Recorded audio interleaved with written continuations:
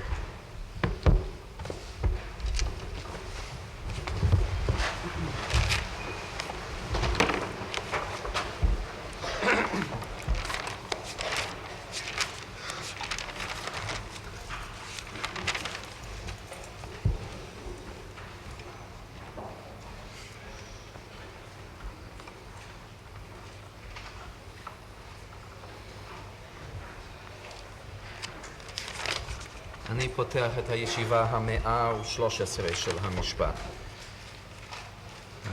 היועץ המשפטי ממשיך בנאום הסיכום שלו. ברשות בית המשפט אגיש תחילה את רשימת הסיכומים בכתב שלנו. כפי שכבר אמרתי, אלה הוכנו על ידי חבריי מר בר-אור ומר בך ועוזריהם, ואנחנו מתרגמים למען הסנגוריה את הדברים לשפה המובנת להם. אני מגיש בשלושה תיקים סיכומים על 30 פרקים שונים, 31 פרקים שונים, ההולכים בחלקם העיקרי בעקבות נאום הפתיחה במשפט הזה, אבל הכוללים גם פרקים מיוחדים כפי שבית המשפט יבחר מן הרשימה המודפסת המצורפת לכל תיק לחוד.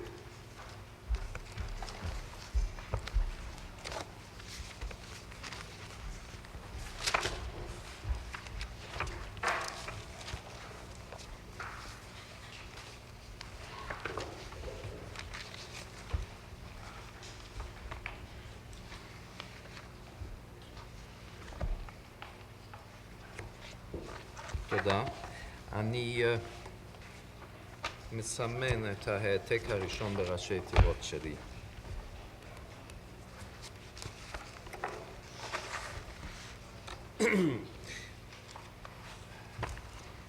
נוסף על כך, אדון האוזנר, אתם גם תגישו לנו את נאום הפתיחה עם מראה המקומות, או מה יהיה הסדר? לא, זה כבר כלול כאן. כלומר, אותם הפרקים בנאום הפתיחה אשר צריך להסביר למה נתכוון פסוק זה, משפט זה או אחר, זה בית המשפט ימצא בפרקים המתאימים בדברי הסיכום בכתב. כן.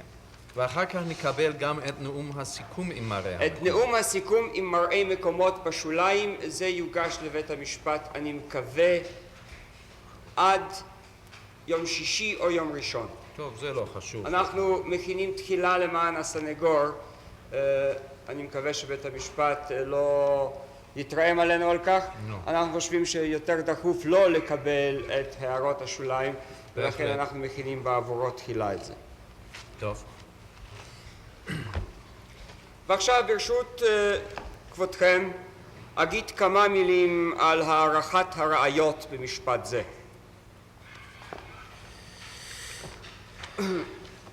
ותחילה על הערכת הראיות שלנו. השתמשנו בדברי עדות, תצהירים ושאר דברי ראיה של אנשים אשר היו בעצה אחת עם הנאשם. כלומר פושעי מלחמה היו ושותפים לו בביצוע פשעים חמורים ביותר.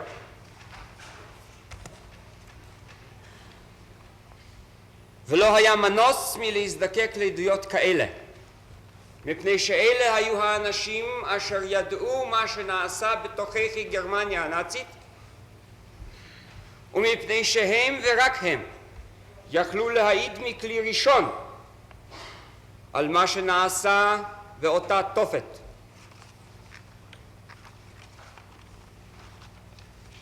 בית המשפט מובטחני לא ישכח אף לרגע כי פושעי מלחמה היו כאשר יעריך עדויותיהם, אבל אין זה דווקא מכתים דבריהם או כל דבריהם כדברי שקר. גם בתי המשפט בנירנברג נאלצו להשתמש בעדויות של פושעי מלחמה. עדים אחרים למזימת הרשע לא היו.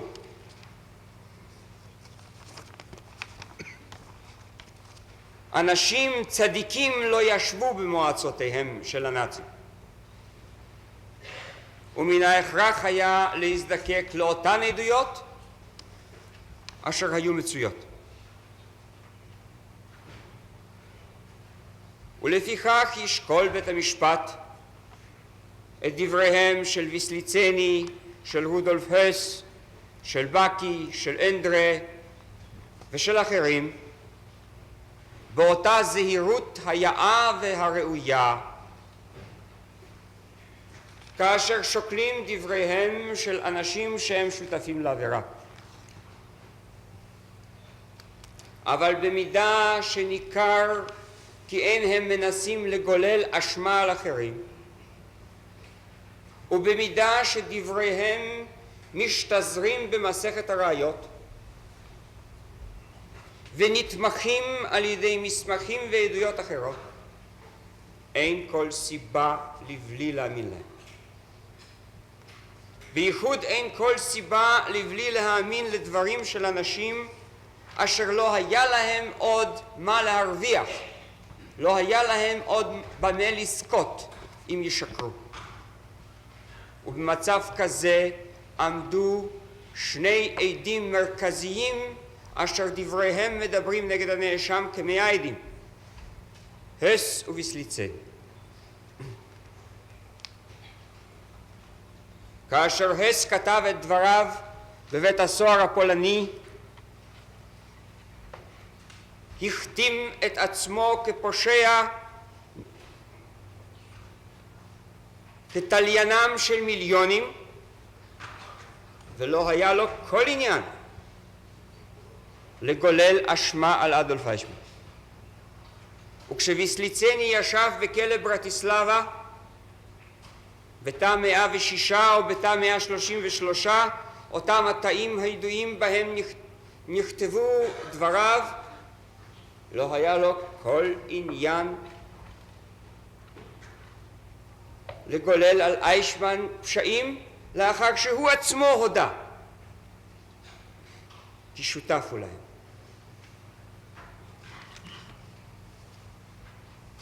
ולכן בעניינים בהם יהי ניכר כי מישהו מן הפושעים הנאצים מנסה להתחמק מאחריותו ולסבך אחרים, בוודאי במקומות כאלה יהי בית המשפט שוקל בחומרה ובזהירות יתר דבריהם של אנשים כאלה.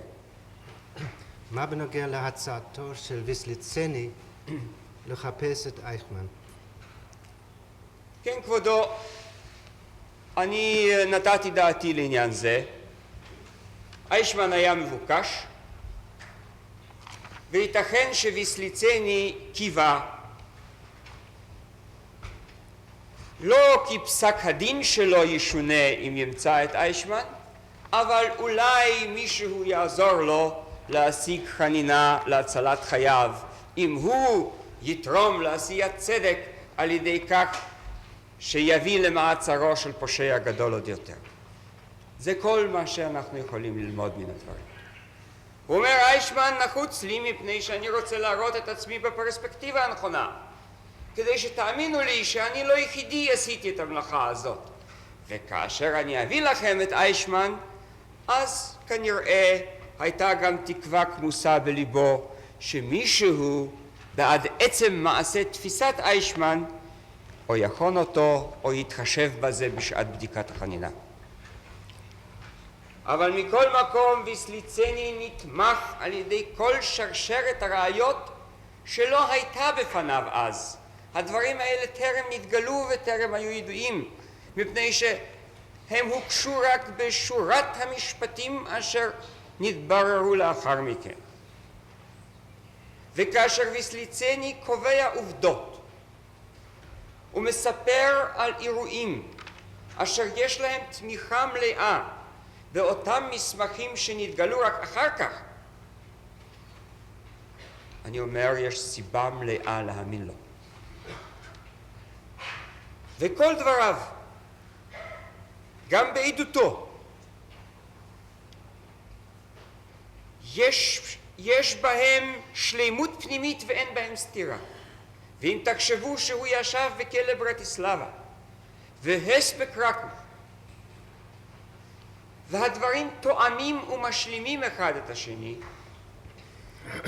הרי שנוצרת תמונה אשר מן הדין להאמין.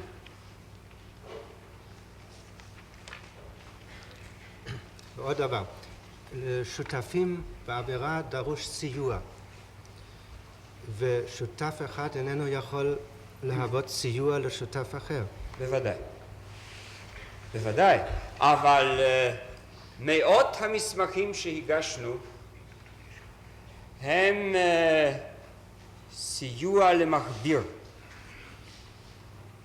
לכל מה שאמר ויסליצני, לכל מה שאמר הס. ואם תשקלו נוסף לזה את דבריו של איישמן עצמו, עם כל התחמקויותיו, את כל מה שהודה בו בבית המשפט כאן, את אשר פיו ענה בו כשדיבר עם זסן, ואפילו באותם הקטעים שקיבלתם, ועל אחרים כמובן לא אוכל להסתמך, אתם מקבלים סיוע חזק ביותר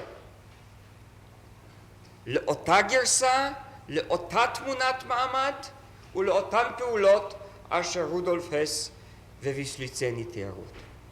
האם אדוני חושב שלסעיף 15 יש איזה תפקיד בשאלה הזאת של הצורך בסיוע?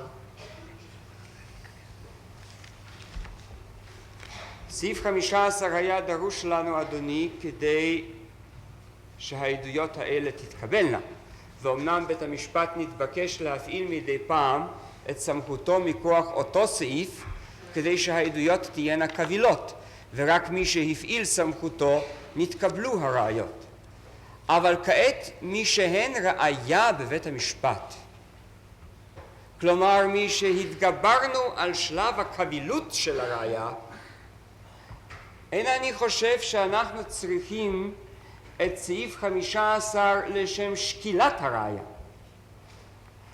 לשון אחרת, אינני מבקש מכם, כבוד השופטים, כי לצורך שקילת הראיות במשפט זה תצאו מגדרו של משפט רגיל, משפט פלילי רגיל. היה לנו צורך הכרחי כדי בכלל להביא בפניכם ולהשמיע באוזניכם את הדברים, שתתירו מעט את חומרת דיני הראיות, כפי שהחוק מאפשר לכם לעשות, וכפי שאף עשיתם. אבל מי שהמסמכים מצויים בפניכם, שקלו נא אותם באותם מבחנים של המשפט הפלילי הרגיל.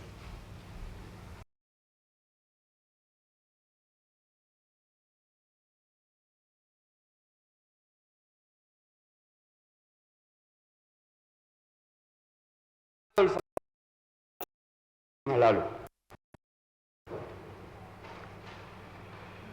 ויסליצני משקר. הס, סמל הדייקנות והקפדנות כפי שכינה אותו, ושאין לו כל סיבה לגולל מעל עצמו את האשמה עליו, משקר. ויזנמאייר משקר. כאן אני מוכן להצטרף. מילדנר ידידו, איתו נפגש גם בארגנטינה. ציטטתי לכם את הקטע הזה מהודעתו, משקר. עד ההגנה שלו סיקס משקר. המילדנר הזה זה אותו מילדנר שהיה ראש הגסטאפו בקטוביץ גם? קטוביץ ואחר כך היה בדנמרק. בדנמרק, כן. זה... אותו מילדנר. אותו מילדנר נפגש ביחד עם זסן ואיישמן בארגנטינה, כן. כפי שהוא בעצמו מספר, ושם הם ביררו את פרטי תפקידיו וחלקו של איישמן במערכת השואה.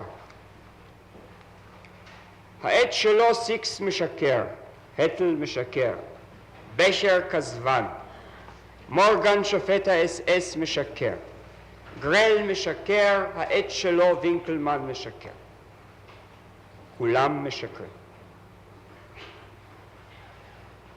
רק הוא דובר אמת.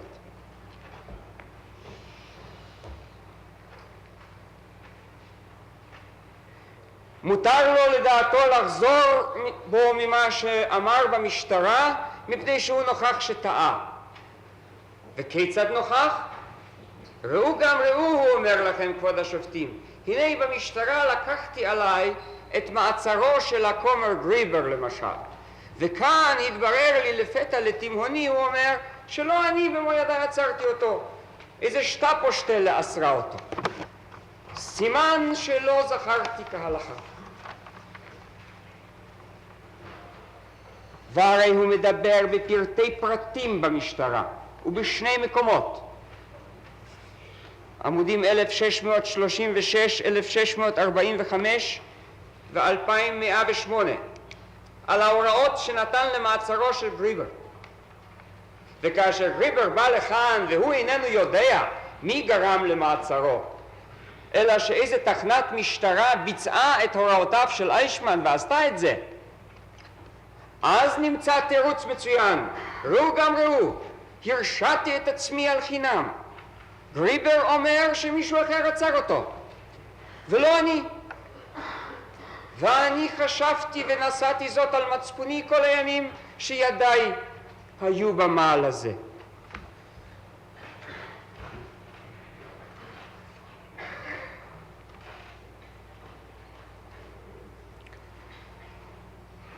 ועד היכן הוא מוכן ללכת? הוא תיאר בפני זסן באותו קטע אשר יש בו תיקונים בכתב ידו את מערכת סמכויותיו, את כוחו הפיקודי הכללי, את מעמדו. וכאשר נשאל על כך הוא אומר, נוכחתי מן המסמכים שהראיתם לי כאן שטעיתי. כבוד השופטים, הוא צריך למסמכים כדי לתאר מה היה מעמדו, מה היו סמכויותיו, מה היה כוחו. את זה הוא צריך ללמוד מניירות שנמצאים אצלנו, קטעי דברים שנשארו, את זה הוא איננו יודע.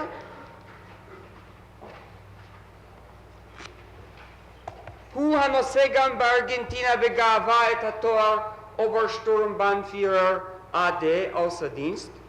הוא איננו יודע מה היה בכוחו לעשות, ולמי יכול היה לצוות, ומי היה כפוף לו, וממי היה מקבל הוראות.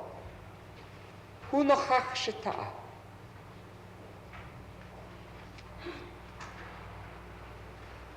בית המשפט יזכור כי כאשר נתתי לו לקרוא קטע אחד מזסן, מיני רבי, פה במקום, מתוך התא, פעמיים, פעם אחת שינה דבר על ידי כך שבמקום שהיה כתוב שבטה זיכרהייטספוליצאי קרא באוזניכם הרייכספיר SS, בישיבה 102 עמודים 15-16, ואגב התיקון היה שלו בכתב ידו, ופה מיני ובי באוזניכם עוד. הוא מתקן תוך קריאה נוסח אשר כתוב על ידו. ופעם שנייה, שעה שיש איזה מקום מחוק, הוא מכניס את המילה לא באופן שמשנה את כל תוכן המשפט ואת כל תוכן המובאה. אבל כיצד הדברים נעשים? במקום. כך פועל המוח הזה.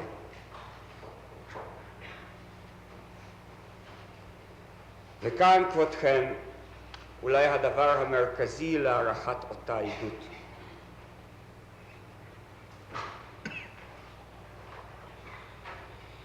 מי שיודע לעמוד כך בחקירה ולהתמצא כך בכל נפתוליה ולהגיב כדרך שהוא הגיב על כל מכשול, זה לא בורק קטן. זאת לא האישיות הננסית הפעוטה. זה אדם בעל אינטליגנציה רצינית ביותר.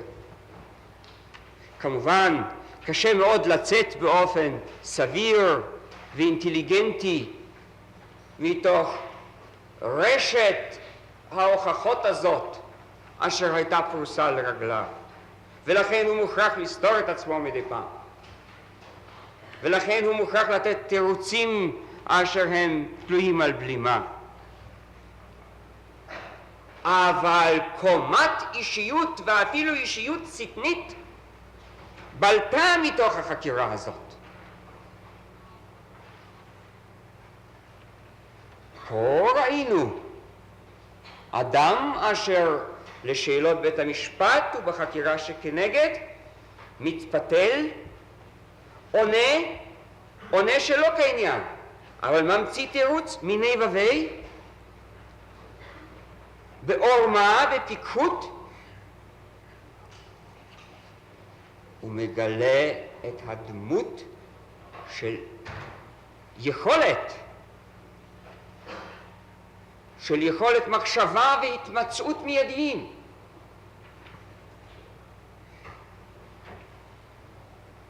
וכשם שמה שגילה לנו על כוח זיכרונו המופלא הופך לו לרועץ, כך גם עצם עמידתו זאת, כפי שעמד בדוכן העדים, הופכת לו לרועץ כאשר הוא רוצה לצמק ולצמצם ולהקטין את עצמו ולומר, הייתי כבר, מי אני ומה אני במערכות הרייך השלישי. מדוע לא עלה בדרגה? זה שמענו, מפני שמילר חשש שיהיו לו קשיים עם מנהלי מחלקות אחרים. ישיבה 102 עמודים 5 ו-6. אבל מעמדו גדל והתרחב, תפקידים נוספים הוטלו עליו מדי פעם בפעם, גם היקף המחלקה עלה, והעיקר מעמדו האישי של האדם בתוך כל המנגנון הזה לא היה קשור כנראה בדרגה, אלא ביכולת להשתלט על העניינים. וזאת ידע אדולף אייכמן.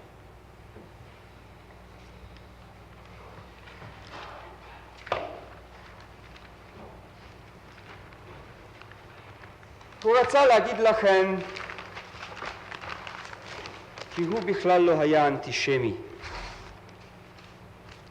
כמובן זה היה אחד האבסורדים אליהם מוכרחים להגיע כאשר רוצים לומר הכל עשיתי מתוך כפייה, אנוס על פי פקודה, לא מרצון ולא מאמונה. כבר אמר לנו דוקטור גריבר כי הנציונל סוציאליזם אצל אנשים כאלה היה קשור באנטישמיות חריפה ובשנאת ישראל ללא מצרים.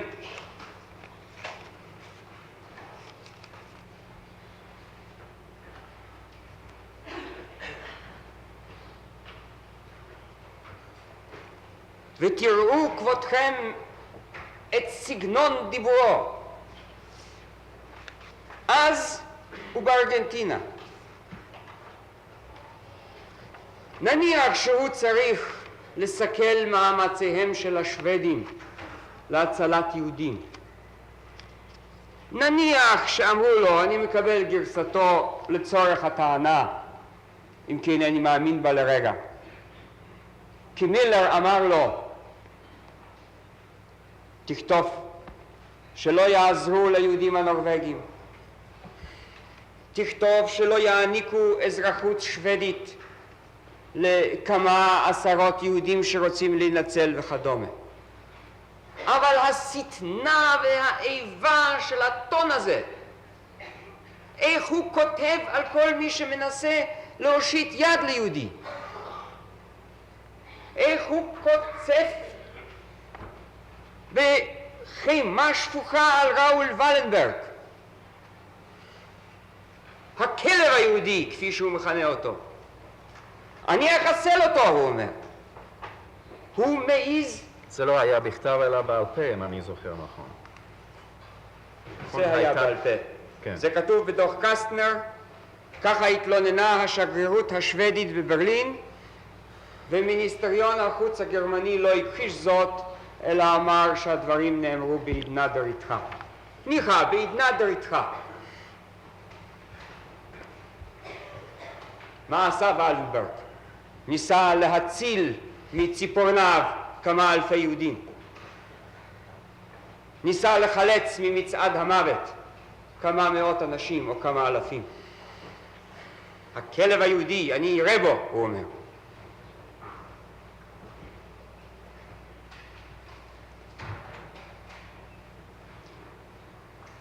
וכאשר לזנר, זה האיש אשר דוקטור גריבר אומר כי מבין ראשי הנאצים היה מקבל אצלו מדי פעם איזה אוזן קשבת ואיזה עזרה במסתרים, ואף היה מוכן לתת לו על כך הצהרה לאחר המלחמה כדי לעזור לו ללזנר בתהליך הדנאציפיקציה שלו עצמו. כאן הוא עוד רוצה להחתים את לזנר ולהעמיד אותו לצידו כאחד הפנאטים והקיצונים, כפי שאמור באותו מסמך ת526. אותו מסמך מתאר את איישמן כעומד בשורה אחת עם ריישאואר, מגדולי הצוררים. זה שלא היה מוכן להתפשר אפילו על אותה פשרה קטנה אשר היטלר היה מוכן לשקול אותה לצורכי מלחמה בלבד, שיהודים לשמינית או לרביע המשרתים בצבא הגרמני לא יצטרכו לחזות במו עיניהם בהריגת הוריהם עקב היותם יהודים,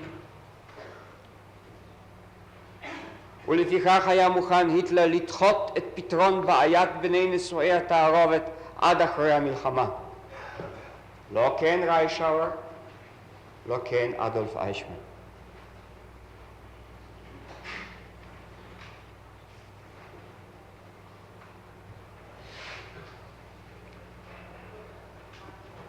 חאג' אמין אל-חוסייני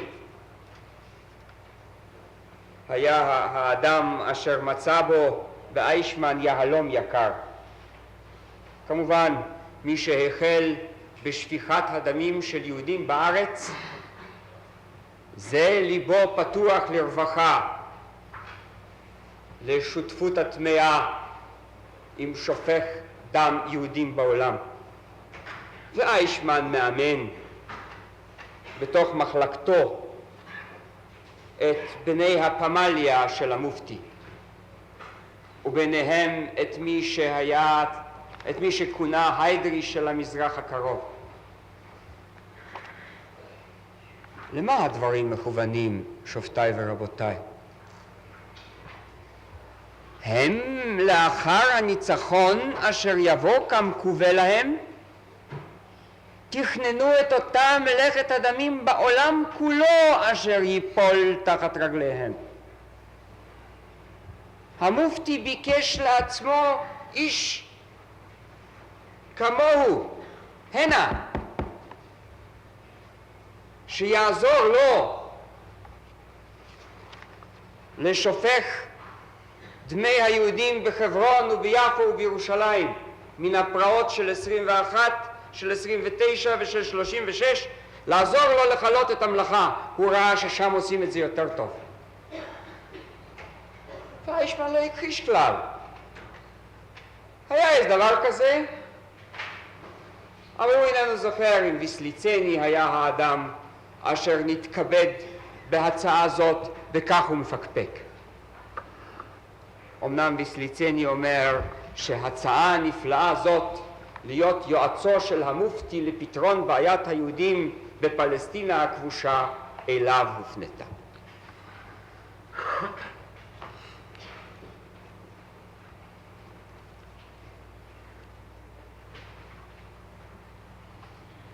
בכל מקום בו דרכה כף רגלם של אלה,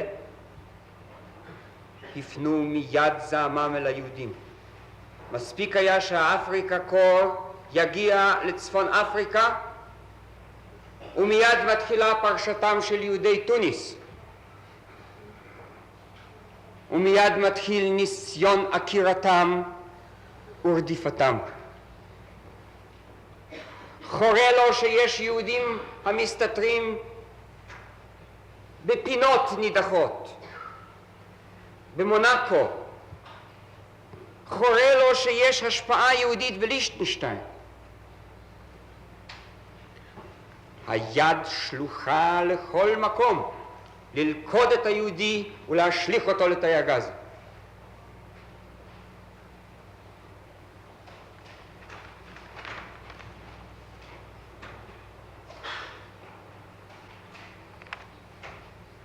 ועוד בארגנטינה,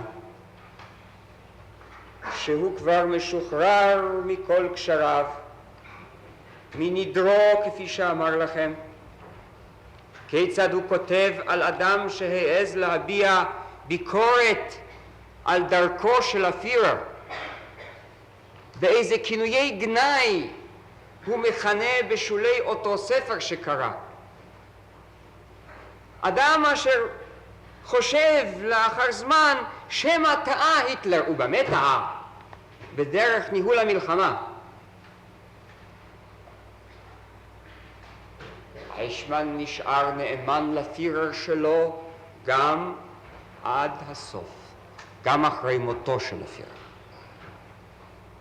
איש כזה צריך לפשוט אורו מעליו, הוא כותב בשולי הספר. אם כאלה היינו מוכרחים להפסיד את המלחמה.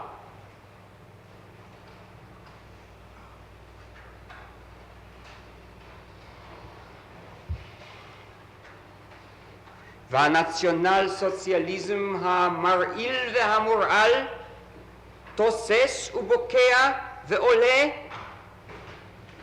מכל הערה ומכל דבר שוליים. וכששאלנו אותו, לא הכחיש שכתב הערות אלה, אבל הוא אמר, זה ענייני הפרטי,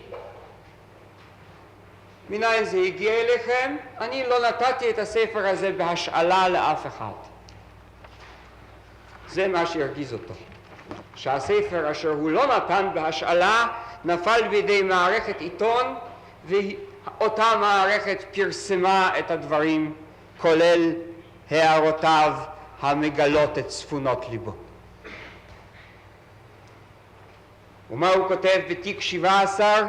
זה שהוא אומר שכתב בשקט כשישב לו ביישוב הדעת בארגנטינה באיזה מקום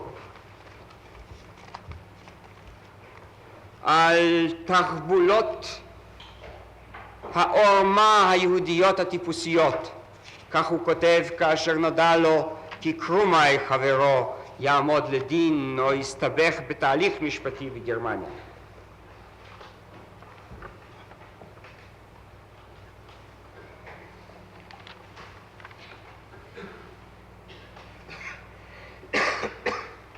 ומה הוא אומר, ובזה הוא מודה, אלה הם קטעים שעליהם לא היה כל ויכוח. ומה הוא אומר כאשר נודע לו כי כמה יהודים ניצלו מציפורניו בהונגריה? מה תגובתו? בארגנטינה, 57.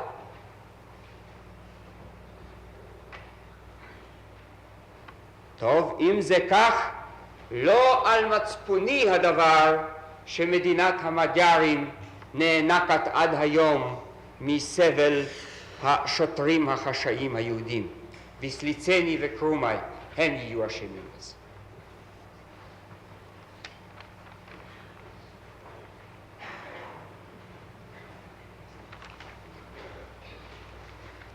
אם כך דיבר בארגנטינה 12 שנה לאחר גמר המלחמה, האם יש מקום לפקפק בכך שמה שוויסליצני כתב עליו על אותה ממרה של קפיצה לבור אמת ויציבו? תזכרו שופטיי ורבותיי, שתי גרסות לנו בנידון. איישמן אומר כי באותה אווירה של דמדומי אלים לקראת סוף המלחמה אסף חייליו ואמר להם, הנה הגיע סוף, המלחמה הזאת עלתה מיליונים, 5 מיליון. אויבים וגרמנים נספו, עתה הגיע עת, עתה אקפוץ גם אני אל הבור. לכם הוא אומר כי על 5 מיליון אויבי הרייך דיבר.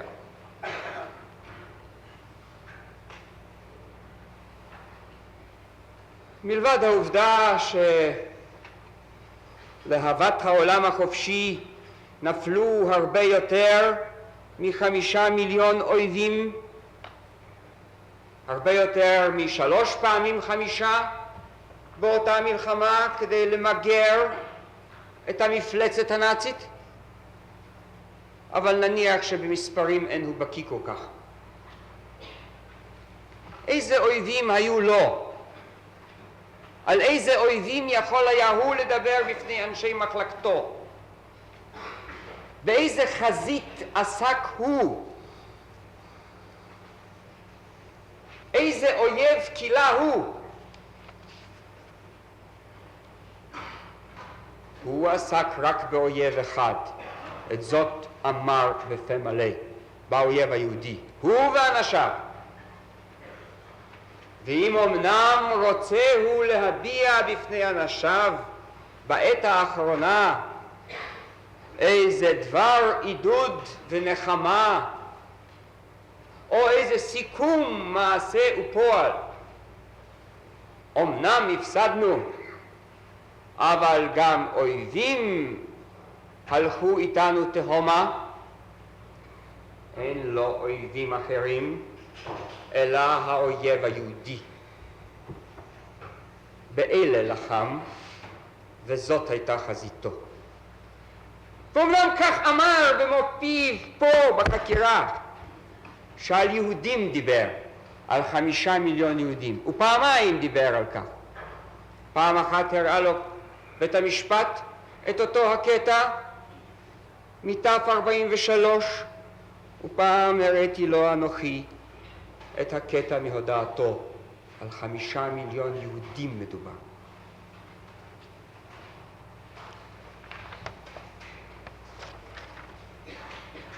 אלא שהוא רוצה לשכנע אתכם כי מתוך צער דיבר על האויבים שנפלו.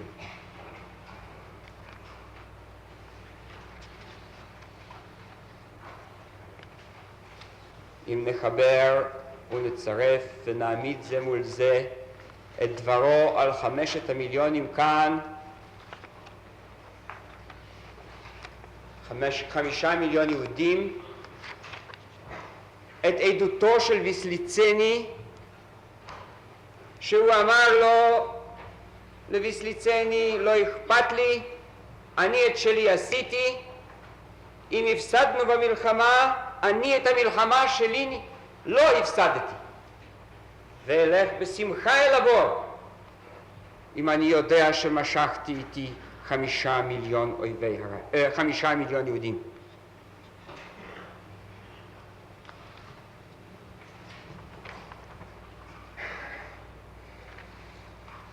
זה אמר. הוא לא לחם, לא בצבא הסובייטי ולא בבנות הברית המערביות. אף ירייה אחת לא ירה לעברה. הוא לא עמד במערכות הגרמניות בחזיתות אחרות. הרייכספיינד, אויבי הרייך, שהוא יכול היה לדבר עליהם, יהודים היו. ו6 מיליון נפש שעל מצפונו הם, כפי שאמר לגרל, יהודים היו. כנראה שפעם הוא נוטל על מצפונו גם את קורבנות האיינזצגרופן, ופעם כנראה הוא מוחק מחשבונו האישי את אלה, ולכן אנחנו מטיילים בפיו בין המספר 5 ו6.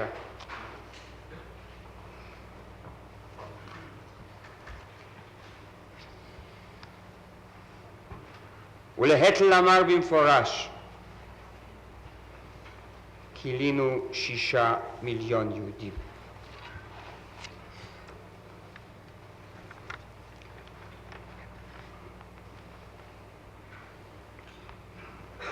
בשמחה דיבר על כך ולא בצער. ורק מקום אחד דיבר בצער, ומקום אחד בפני זסן, בסוף הדברים. כאשר נתן הסבר לזסן, מדוע לא גמר את המלאכה? מדוע נותרו עוד יהודים? כמובן, הוא כופר היום בתוקף, ואומר, צריך היה להיות מטורף כדי לומר כדברים האלה. שופטיי ורבותיי, כבר ראינו מעולם כי אנשים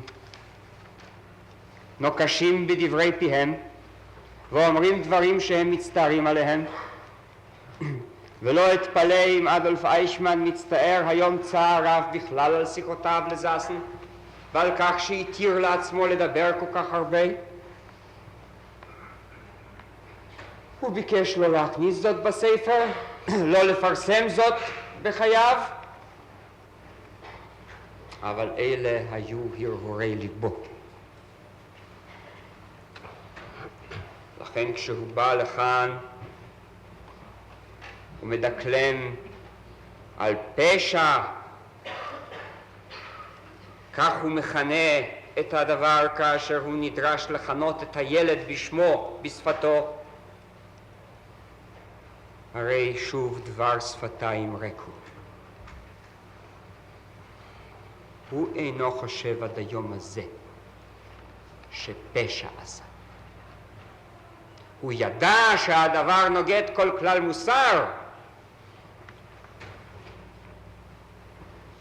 שהוא חוטא לעקרונות מקודשים ומקובלים, אבל הוא חשב שהוא משרת את הפירר ואת ארצו וייעודה כשהוא משחרר אותה בדרך זאת או אחרת מן היהודים שלו.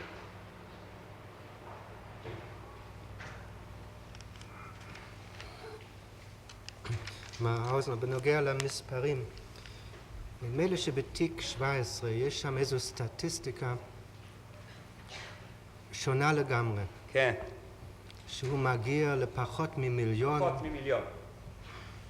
כן, אדוני, נתתי דעתי על כך, אבל הואיל והנאשם לא דיבר על זאת, לא מצאתי לנכון להגיב, כי הוא לא חזר לדברים האלה. אני יודע, התנועה הנאו-נאצית בעולם מנסה לספר באוזני הכל, כי כל מה שנאמר על מיליונים היהודים שנספו תעמולת זוועות היא.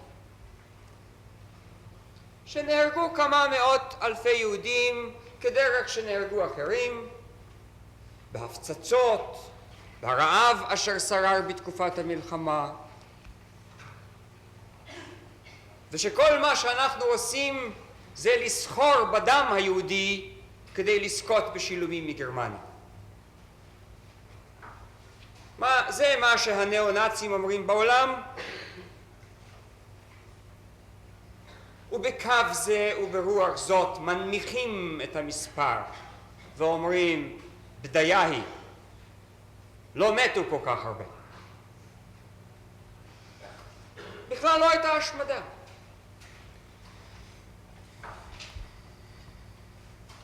אבל הרי כאן לא העז עוד אדולף איישמן לחזור לעניין זה. הוא סיפר פה על הפשע הגדול, לפחות מן השפה ולחוץ. הוא לא התווכח עם כל העדויות שהוגשו על המיליונים, ואני חושב שאני רשאי לראות את הדבר הזה כבלתי שנוי במחלוקת. טוב, אבל השאלה נוגעת למהימנות הדברים שהוא אמר לזסן או שהכתיב שם. יוצא שהחלק הזה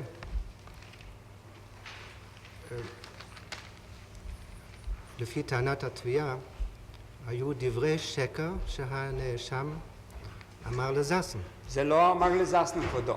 זהו תיק 17 כן. שהוא כתב במו ידיו ברנצ'ו, הוא אומר. זה לא זסן. זסן זה 16 תיקים אשר יש מהן תדפיס.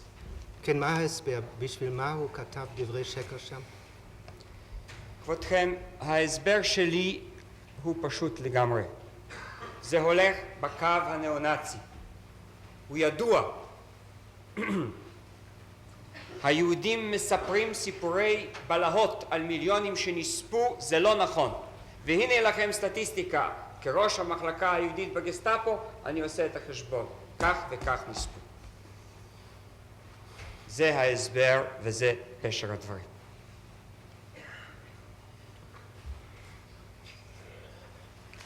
לזסן הוא לא אמר זאת. אם אתם תראו את השיחות אשר התנהלו, את השאלות אשר הציב לו זסן, תיווכחו כי זסן לא היה מוכן לבלוע כל תשובה מפיו, ולא היה מוכן לקבל כמתקבלת על הדעת כל גרסה שהוא השמיע באוזניו. וגם בקטעים אשר בפניכם תראו שזסן חוקר ודורש ושאל לפרטי פרטים. כמובן, זסן היה הרבה יותר בן חורין לשאול ולהציג שאלות משהיה פקד לס, להבדיל בחקירה המשטרתית.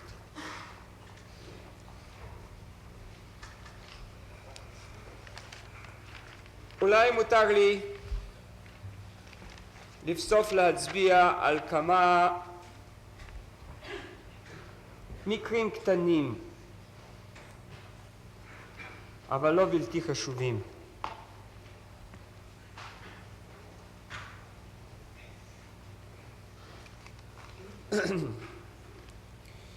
הוא סיפר כאן כי אדלשטיין, שטורפר ואפשטיין על ידי גינטר הוצאו להורג.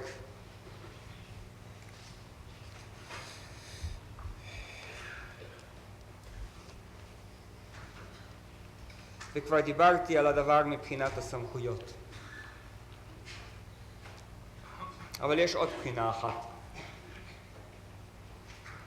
יהודה בקון שמע מפי גברת אדלשטיין כי איישמן הבטיח לה להפגיש אותה עם בעלה.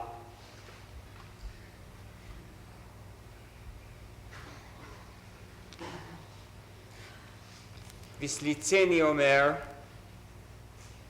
שאיישמן מילא את ההבטחה הזאת שהוא נתן את ההוראה להוציא את אפשטיין ועסקנים אחרים להורג. הם ידעו יותר מדי.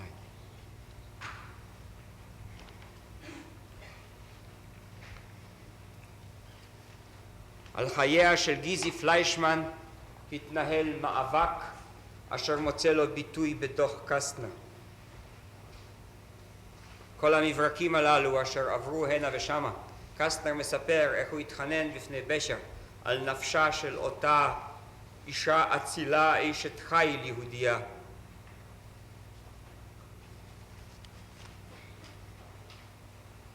ובשר פנה לאיישמן, ולמראית עין איישמן שלח מברק לברונר להציל את חייה, ואחר כך שלח מברק שני אשר ביטל את הראשון.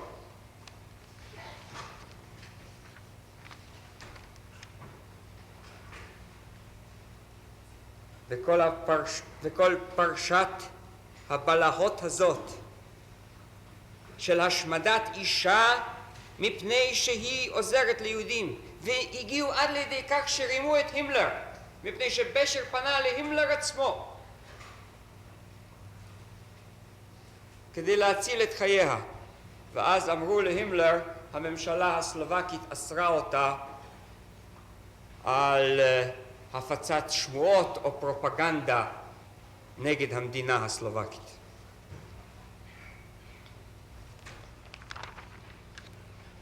ובשלבים האחרונים ממש, כאשר הימלר מוציא את הסטופ בפייל הידוע, להפסיק,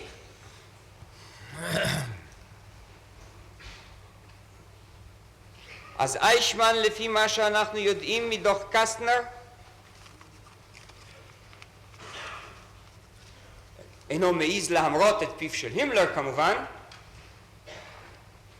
אבל הוא שולח הוראות למפקדי מחנות הריכוז כי על כל עבירה שהיהודים יעשו בכל אופן יש גם להבא לנהוג עם כל חומרת הדין.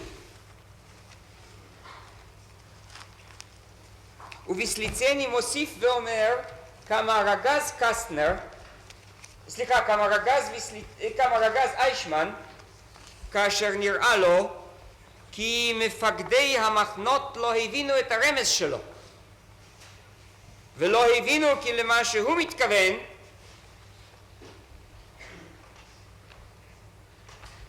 הרי זה לחפש כל תירוץ לכיליון שארית הפליטה.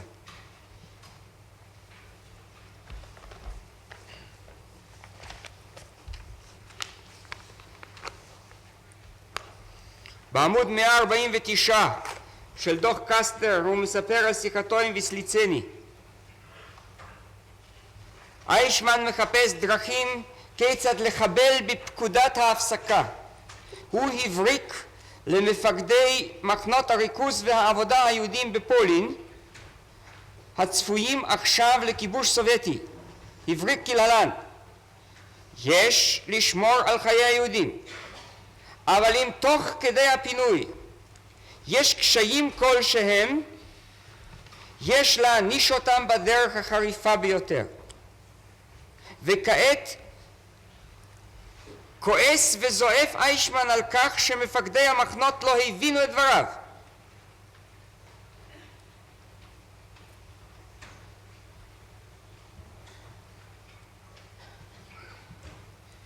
וכאשר קסטנר שואל איך יכול איישמן לנסות להכשיל פקודת הימלר, עונה ויסליצני: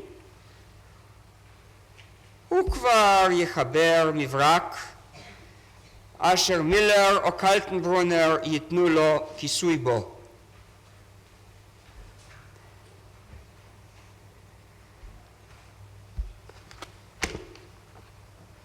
הוא כבר ימצא את הדרך.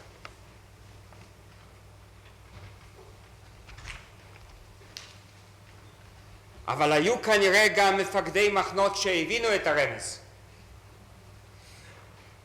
אתם שמעתם כאן מפי העדים על אותם המסעים מערבה מן המחנות ועל מה שנעשה ועל אימי השמדה בימים אחרונים כשכבר גלוי וידוע היה שאת המלחמה הפסידו. עוד רצו לכלות את היהודים, ואפילו בניגוד להוראתו של הימלר עצמו. אין אני אומר שהימלר נתן הוראה זאת מפני שרצה להציל יהודים. את אורו ועצמו רצה להציל. ואליבי חיפש לעצמו ולא יותר. והמכתב שכתב לשוודיה אשר הגשתי אותו לבית המשפט הוא שיא הציניזם והחוצפה.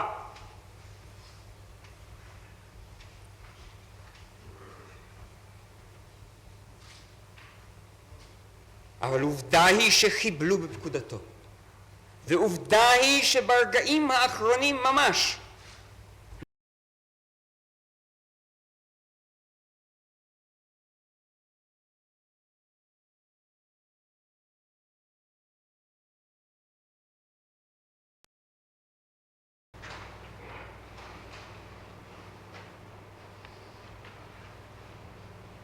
בלילה האפל הזוועתי הזה שירד על אירופה מאז קם היטלר למלוך, יש גם אורות מנצנצים.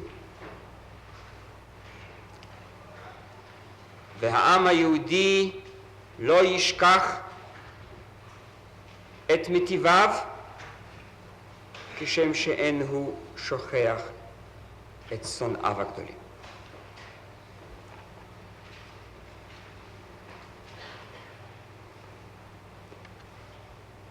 עד היום אנחנו מעלים על שפתנו בתודה והוקרה זכרו של מלך פרסי קדמון, כורש, אשר אפשר לגולים לחזור לארצם, ואנחנו נזכור לעולם וטבענו שניסו להציל מעט. אנחנו לא נשכח את אצילותו של העם הדני, כל העם, שעשה בחירוף נפש להצלת יהודי דנמרק. אנחנו לא נשכח את החסד שגמל עמנו בית המלוכה הבלגי והמחתרת הבלגית, אשר ניסו לפוצץ רכבות כדי להציל יהודים מגורשים.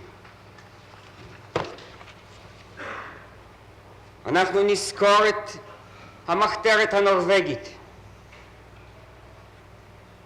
שבסיכון נפשות הבריחה יהודים לשוודיה. אנחנו נזכור לשוודים את חסדם שנתנו מקלט,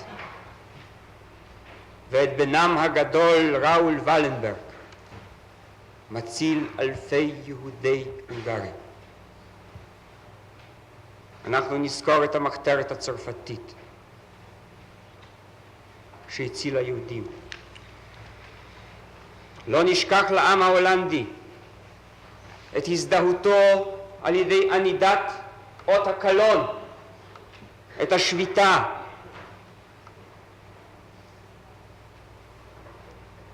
השביתה שהכריזו כדי להציל יהודים, כדי להזדהות עם יהודים. את מאמצי הכנסייה בהולנד, שפעלה בגלוי מתוך חירוף נפש. אנחנו לא נשכח את הפקידות האיטלקית אשר סיכלה את מזימתו של מוסוליני, את אבות המנזרים האיטלקים, את בני העם הפשוט שם, שרבים מהם עמדו לימינם של נרדפים יהודים. גם את המטיבים הפולנים אשר הרביעו יהודים בתוך גיא ההריגה, מתוך סיכון עצום נגד גל השטנה אשר כבש את פולין. היו גם אחרים. הייתה מחתרת פולנית, היו פשוטי עם שעזרו, החביאו, הצילו, מילטו נפש. גם בליטא שמענו עליהם. שמענו על האימהות היהודיות אשר הגישו לאיכרות ליטאיות את ילדיהן מעבר לגדר. תחביאו אותן עד יעבור זעם.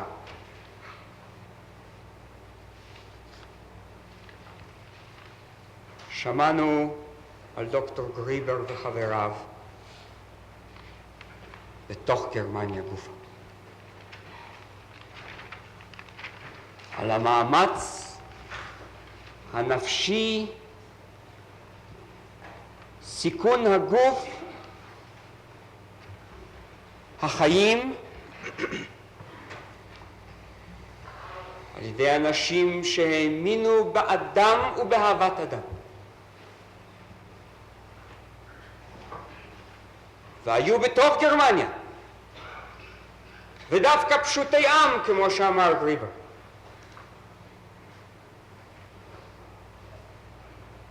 אנשים אשר יצרו מחתרת שאחת ממטרותיה הצלת יהודים. והואיל ואנחנו איננו דנים צדיק ורשע כאחד, נדע למנות את מעט הצדיקים בתוך סדום הרשעה.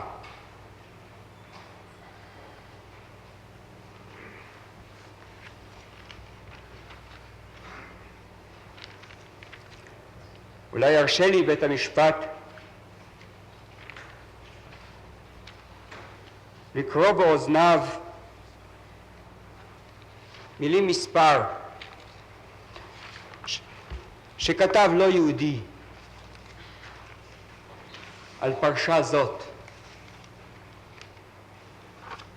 חרוזים אחדים חרז מצטים בספרו של קוגן על האס-אס. הם תורגמו לעברית לפי בקשתי על ידי מר ארי אבנר, ולאנגלית על ידי מר רוזן. כך דיבר גרמני נרדף.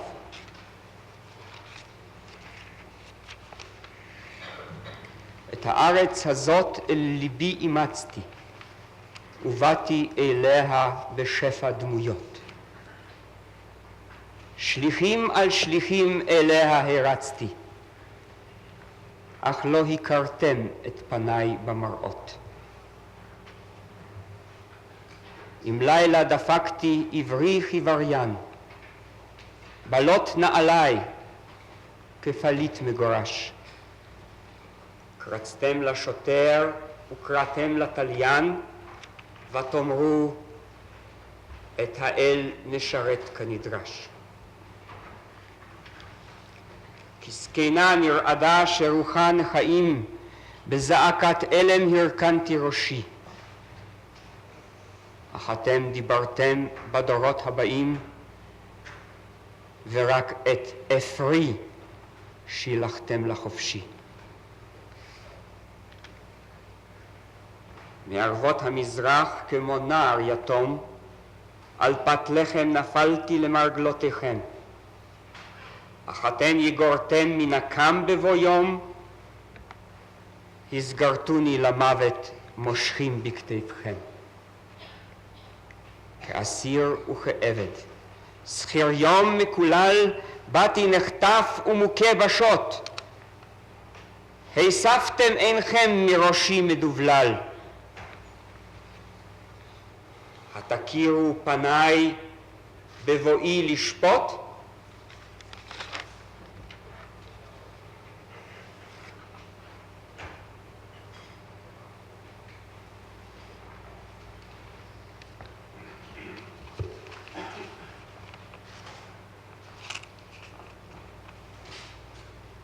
וכלפי פנים, שופטיי ורבותיי, נתגלו גם כאן האורות מאופק.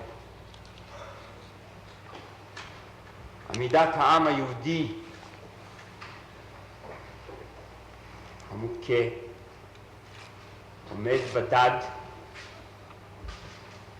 מוקף חומות של שטנה ושל קלגסים, כשהוא מתרומם לגילויי גבורה שלא ידעה אירופה בכל מחתרת שהיא,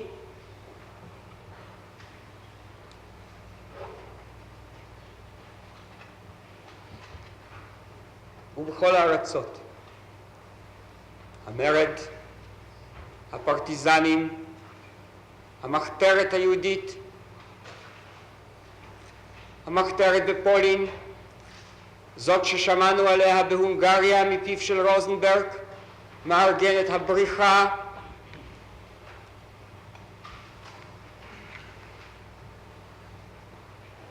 וגם אלה אשר הלכו כאשר שירת אני מאמין באמונה שלמה בפיהם. אני מאמין, אמרו עד רגע האחרון, כי המוות לא לשבו.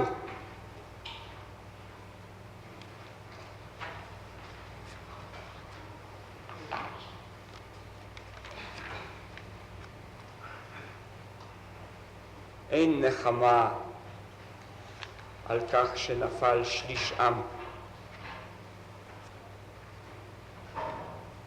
אבל יש נחמה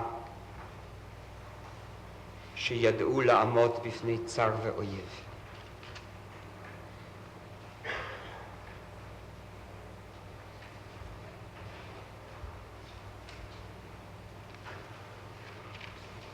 והם אמרו באותן השעות,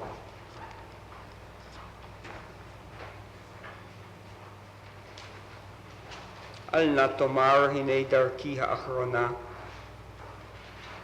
את אור היום הסתירו שמי העננה,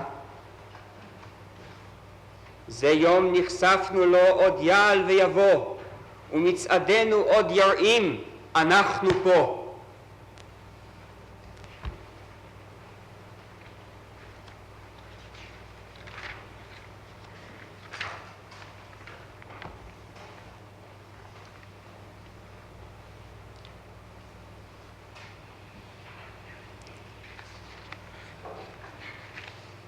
ולסיום הפרק הזה, שופטיי ורבותיי, אזכיר עוד את מה שאולי השמטתי בפרק הראשון על חסידי אומות העולם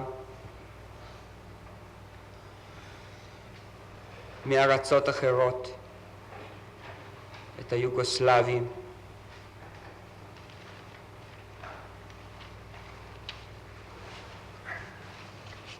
את היוונים, כל אוהבי האדם בארצות הכיבוש, אשר לחמו בחרף נפש נגד השטן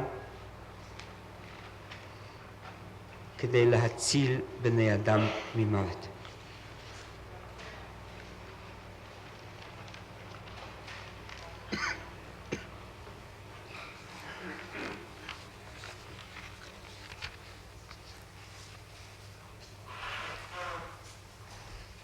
ועכשיו נקרב נא אל כתב האישום ואל החוק.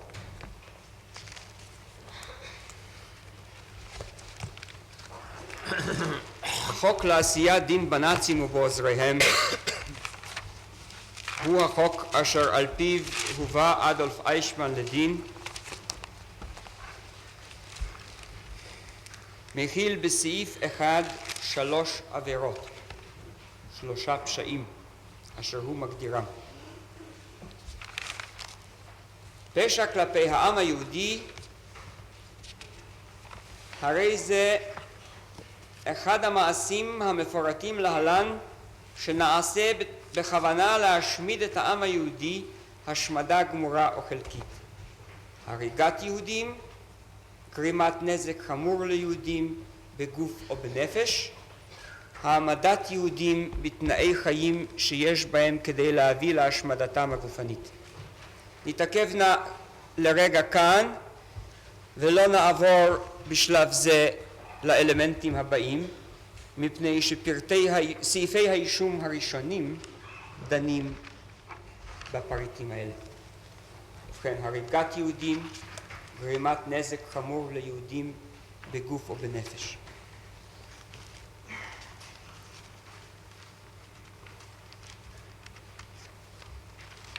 אנחנו הוכחנו,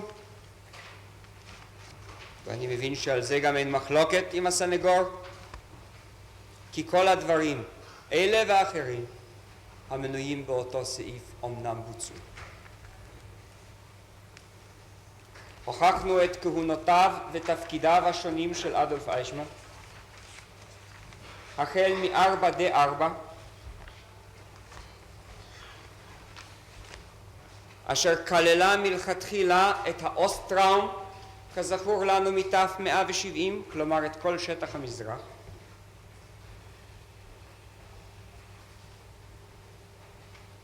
את מינויו המיוחד של גרינג להיידריש באותה שליחות סודית למצוא פתרון סופי, אשר אייכמן מודה כי השמדת היהודים היה. לא הימלר מינה את היידריש, אלא גרינג.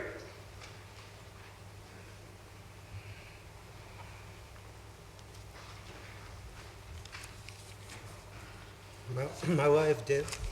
ההבדל הוא זה, אדוני, שכאן ניכר תפקיד מיוחד. גרינג הפועל בוודאי מסמכותו של הפירר עצמו, שהרי מכוח עצמו לא היו לו סמכויות ברש. הולך ישירות אל איש מסוים ומטיל עליו תפקיד מיוחד במינו. והשרשרת נמשכת ככה מפני שהיידריש אינו פונה עוד למילר ואומר: מילר, עכשיו תודיע לאייכמן שהוא יהיה הרפרנט לעניינים היהודים, כלומר גם לאנטלזו, אלא הוא מביא את אייכמן במישרין לעניין בתור הרפרנט שלו. ללמדנו שכאן תפקיד מיוחד, לאו דווקא במסגרת חלוקת הסמכויות והתפקידים, ועל זה חקרתי ארוכות את הנאשם, והוא מסכים שהשמדת יהודים אינה מופיעה בפרטיילר של RSA, וזה היה לא, תפקיד זה לא. מיוחד. סליחה? סליחה, פה, פטיילה זה רשימת התפוצה, כן.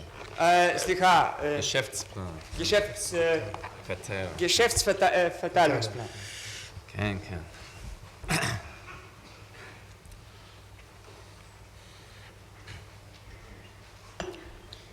והוא מסכים על כן שהתפקיד הזה, אם כי חפף למעשה את התפקיד של ראש המחלקה היהודית בגסטאפו,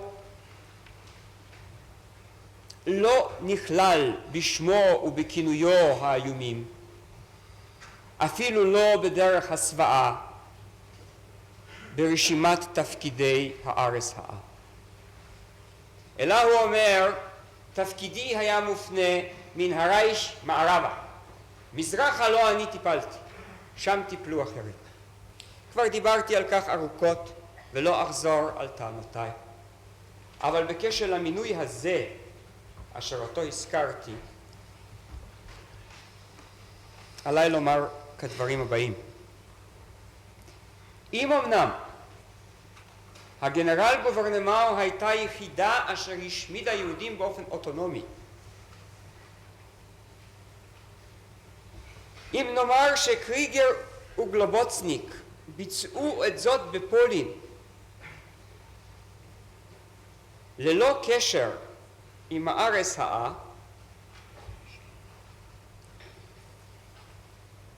כאילו אמרנו שפקודתו של גרינג וההחלטות ואנזה פלסטר נעשו. כי זאת לזכור, כבוד השופטים, ראש ה-RSA אין לו סמכות פיקודית לגבי קריגר. הסמכות לפקד על ה-SS ופוליצייפיר היא בידי הימלר, לפי שלמדנו מתף 98. זאת אומרת, אם קריגר היה העצמאי והיחידי והפעיל את עוזרו או סגנו גלובוצניק או את שאר מנגנון המשטרה בתוך הגנרל גוברנמנט, הרי גרסתו של איישמן שהיה פה איזה קשר היידריש קריגר היא בלתי אפשרית.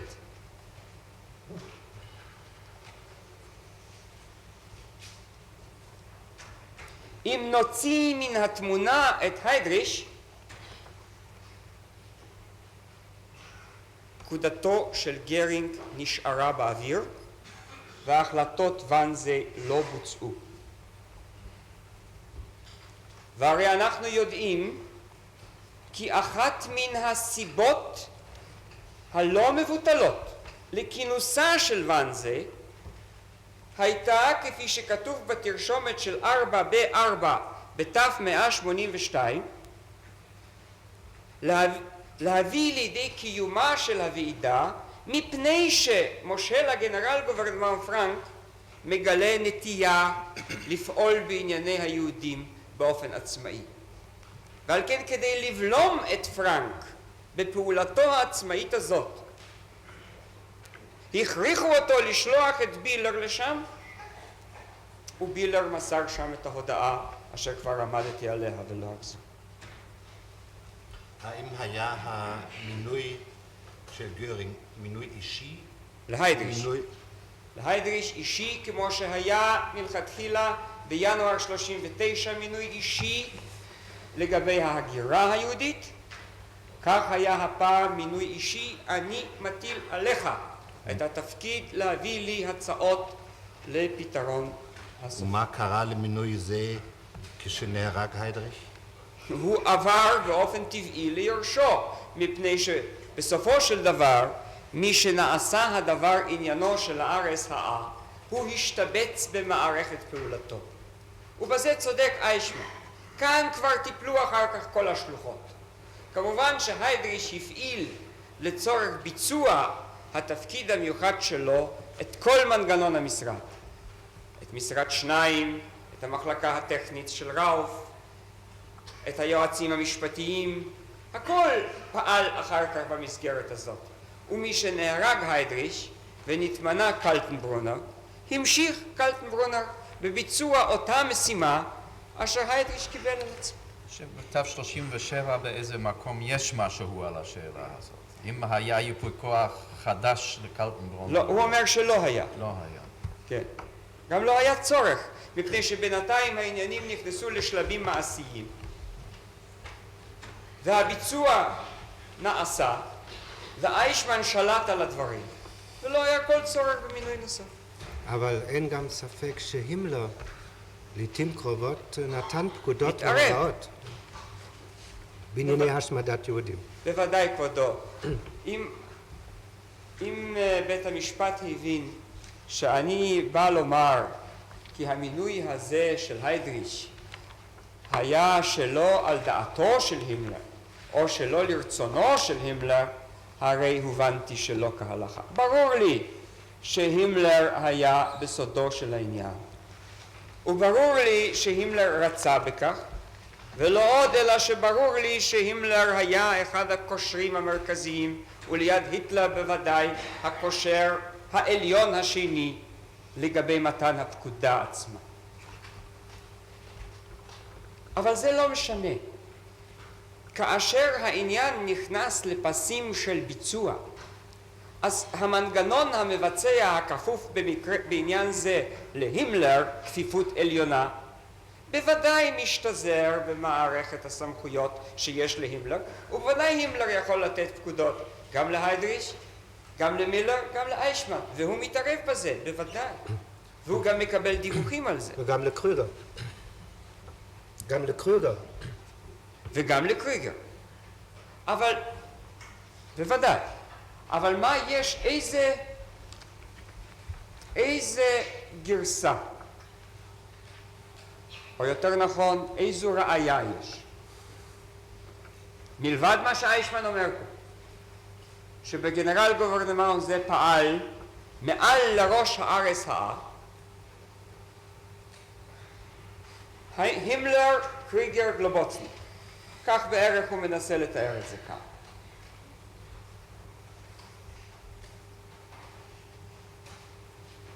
זה יכול להיות כך, זה יכול היה להיות כך, באופן תיאורטי. אבל מול זה עומד פרוטוקול ואנזה, כשהיידריש אומר במפורש, נביא הנה את פרנק כדי שנרתום אותו בתלם שלנו, ומה הדבר הראשון שאומר היידריש בוואנזה?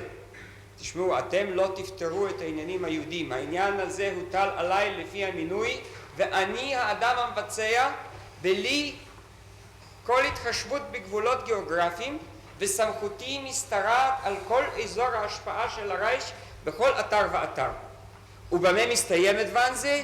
שבילר מקבל על עצמו עול מלכותו של היידריש, ואומר, אנא עשה ובלבד שתעשה במהרה.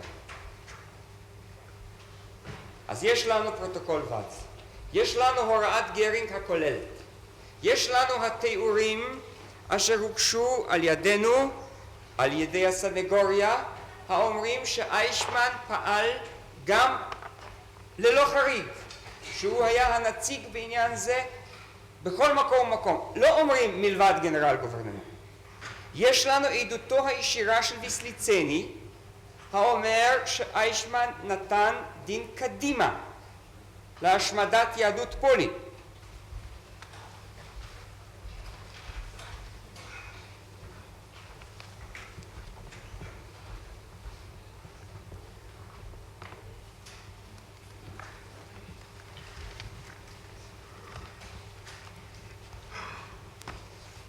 זה בתף 85 עמוד 10 המודפס. באמצע הפסקה אומר ויסליצני על קביעת סדר הארצות, והוא אומר, איישמן לקח לעצמו זמן לפעולה הזאת, מכיוון שהשמדת יהדות פולין ודפורטציית היהודים, שילוח היהודים מן הרייך נראו לו דחופים ביותר. לזה נתן איישמן עדיפות. אז יש לנו עדות ישירה של עוזרו. יש לנו המסמכים העיקריים של ואנזה ושל גרינג. מדוע נאמין לו? יכול להיות שבפולניה היו פחות מאבקים. זה נכון. מפני ששם השמידו את היהודים, ולא צריך היה להביא אותם לארץ ההשמדה, צריך היה להביא אותם רק למחנה ההשמדה. ולא צריך היה להיאבק עם הממשלה הצרפתית ועם הממשלה הרומנית ועם הממשלה הסלובקית, ולא צריך היה ליצור בסיסים חוקיים לאותה פעולה. לא, היה פחות מאבק. צריך היה לסדר באמת מצות ושילוח. זה נכון. שם היה לו פחות לדאוג. הדאגה למאות האלפים במערב ועקירתם גרמה בוודאי יותר טרדה ויותר קושי מאשר עקירת המיליונים במזרח. כי הם כבר היו שם.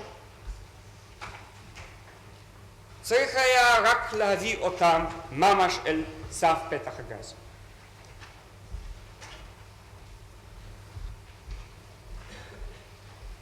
ושהוא עסק בחיסול גטו ביאליסטוק או בחיסול גטו לודז, אם כי אלה לא היו בגנרל גוברנמן, אבל במסגרת חיסול גטאות.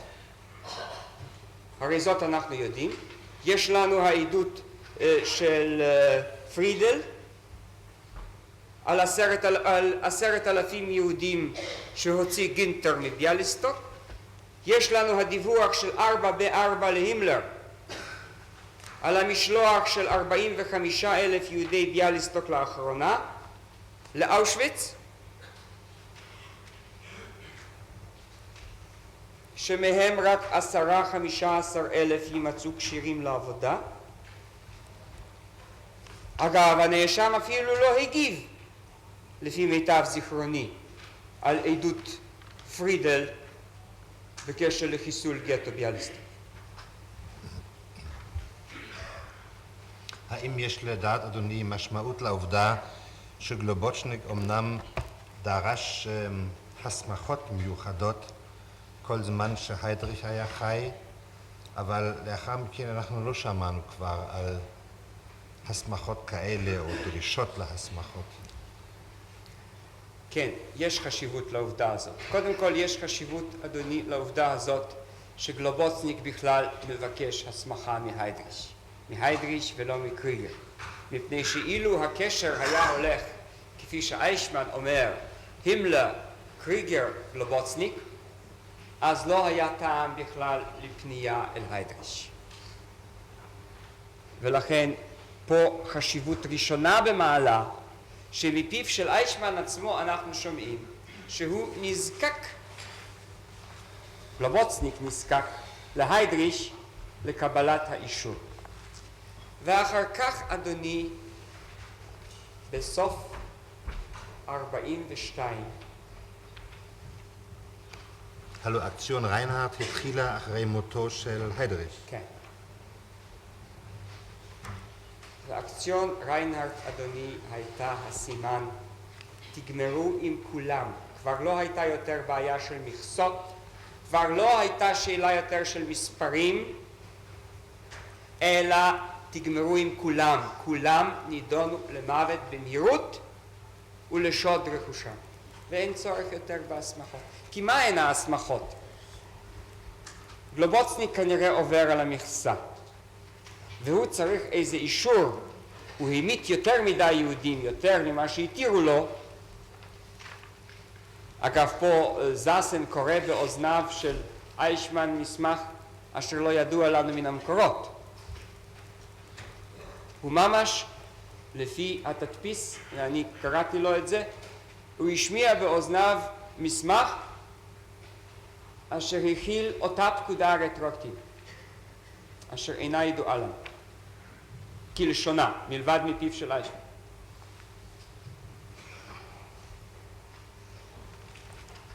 ובכן, מה אומרת אותה פקודה? המתת יהודים יותר ממה שהיית זכאי, אין לך כיסוי. אבל מי שאתה זכאי כבר להמית את כולם, אין צורך בכל כיסויים, ואין צורך בכל אישורים. חדלו לדבר על מספרים ועל מכסות. לא היו עוד שלבי ביניים. לחיסול זה קודם או לחיסול מקום אחר אחר כך. כל פולין הלכה להשמדה. הגטאות אשר הושארו כגטאות עובדים היו מחוץ לשטח הגנרל גוברנמנט. היו בביאליסטוק, היו בלודז והיו באוסטראו. לא היו בגנרל גוברנמנט. בגנרל גוברנמנט ישבו כבר היהודים או במחנות ומחכים לתורם למוות, כמו מחנות עבודה, טרבניקי, פוניאטובה ואלה באזור לובלין, או במחנה אושוויץ. על כל פנים, אדוני איננו רואה בזה רמז לשינוי הסמכויות. לא, לגמרי לא, מפני שאנחנו רואים שקלטנברונר מוסיף לטפל בכל העניינים. הוא גם לא הכחיש. הוא רק אמר, אפילו להגנתו במשפט, הוא אמר, אני לא התחלתי בזה, אני באתי אל המוכן, אל המוגמר, אני לא התעניינתי בפרטים. אבל אף קלטנברונר עצמו לא הכחיש שהוא בעצם ירש את המלאכה הגדולה הזאת. יש איזו הוכחה מי נתן את הפקודה למבצע ריינהרט, או את האות, או את ההוראה.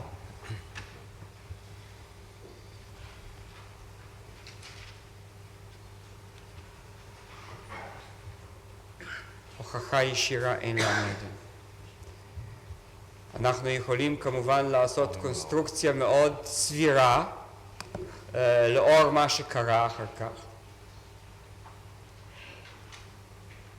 מכל מקום, העובדה, ועל זאת אני רוצה לומר כבר מה, אם הסנגוריה תרצה להיבנות מן העובדה שגלובוצניק דיווח להימלר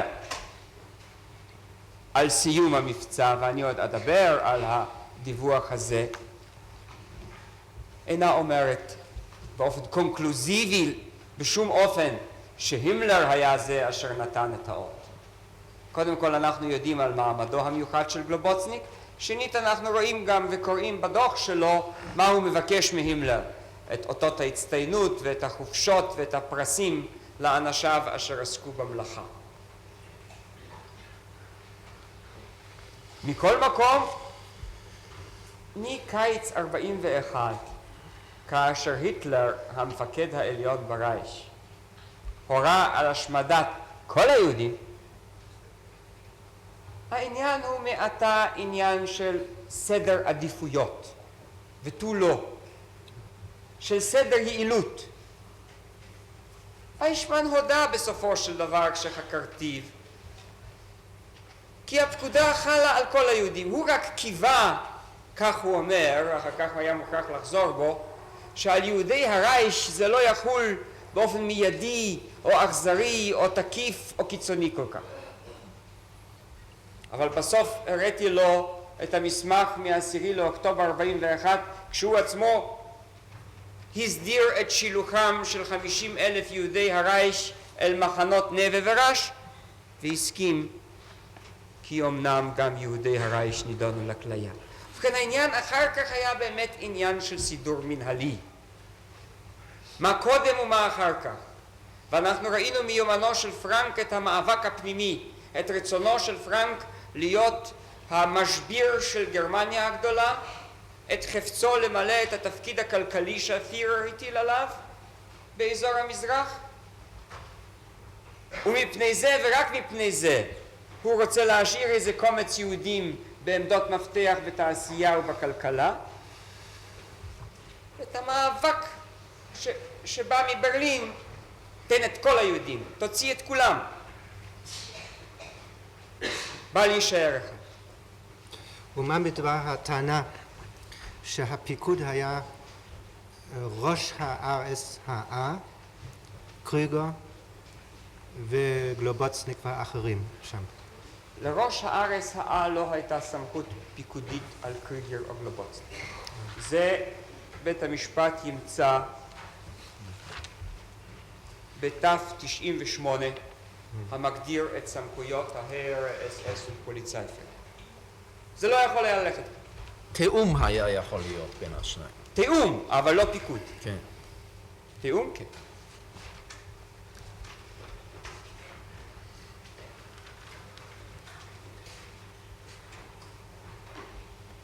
אבל זה יעמוד בניגוד להחלטות ואנזה, ואין כל סיבה שבית המשפט יתעלם ממסמך מפורש אשר לפי דברי הנאשם עצמו שיקף נכונה את מה שנאמר בוועידה ואת מה שהוחלט בה, רק מפני שהוא רוצה להוריד מעל מצפונו 2.5 מיליון יהודים.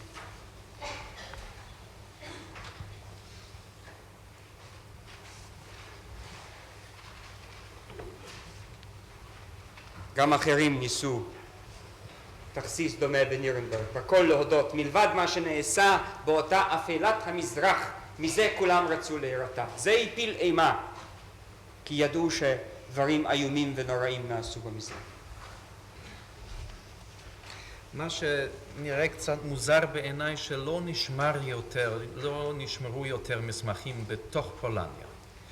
בגרמניה זה לא מפליא, שם עשו מלאכת השמדה די טובה במובן זה כנראה, כי גם שם נשמרו מסמכים מקומיים. איפה המסמכים המקומיים מפולניה? אנחנו יודעים מפרנק, הכל הושמד, מלבד היומן שלו שהוא הציל במזוודות מיוחדות. הכל הושמד. טוב, אבל שם... ומוצאים באיזה שרידי דוקומנטציה פה ושם, זהר פה, זהר שם, בכל פעם הפולנים מוצאים עוד משהו, ורק עכשיו, המעניין, רק עכשיו, כבוד השופטים, כ-14 שנה לאחר שהתחילה הוועדה הפולנית לחקר פשעי הנאצים לפעול, זאת הוועדה הממשלתית הממונה על הדוקומנטציה, רק עכשיו בביולטינים ה-12 וה-13 שהגשנו אותם לבית המשפט נזכרת פרשת הגירושים של 4D4, וזה לא ידוע היה להיסטוריונים וזה לא נזכר בספרות, ורק עכשיו נתגלה 14 שנה לאחר הניצחון ולאחר שהוועדה פועלת, היא מגלה רק עתה את החומר הנוגע אגב להם לא פחות מאשר לנו, מפני ששם מדובר על גירושי פולנים. גם עניין זמושט נתגלה שם רק כעת. אז אינני יודע מהי הסיבה לאיטיות הגילוי, אבל אנחנו יודעים שניסיון ההשמדה של המסמכים היה שם רציני ביותר. זה אנחנו יודעים לפני. והוא דווקא זוקף לזכותו את העובדה שאת יומניו לא השמיד, והנה הוא מעמיד אותם לרשות התביעה הכללית.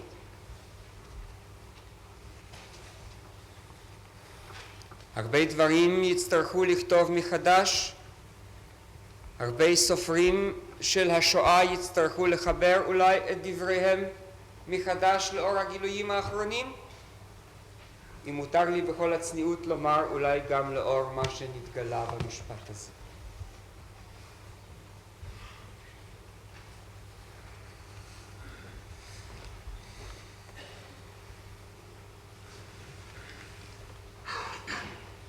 הראיות שהבאנו בפניכם הוכיחו את פועלו של הקשר הפלילי להריגת היהודים מתוך כוונה להשמיד את העם היהודי. וכדרך שפירטנו זאת בפרט הראשון של כתב האישום,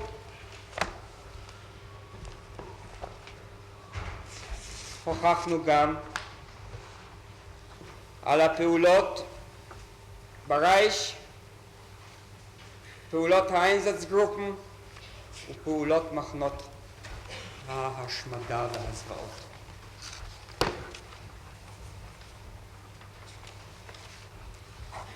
הוכחנו גם את הקשר לעוצבות המבצע.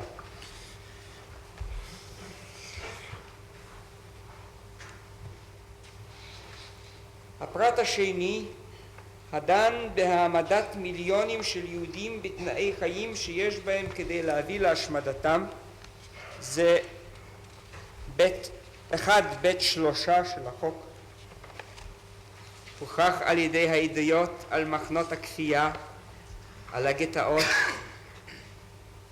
הגירושים, כל זה הוכח על ידי עשרות עדים, וגם כאן אין כפירה בדבר. לפי עדותו של דוקטור דבוז'צקי הספיקו מנות הרעב אשר סיפקו ליהודים בגטאות כדי לכלותם מיתת רעב ותשישות. תוך מספר שנים, גם אילו לא שילחו אף אחד מן היהודים לתאי הגזים ולמשרפות. ועתה אדון בכוונה להשמיד את העם היהודי. כוונה זו עלינו להוכיח היא חלק מן הסעיף כמוגדר.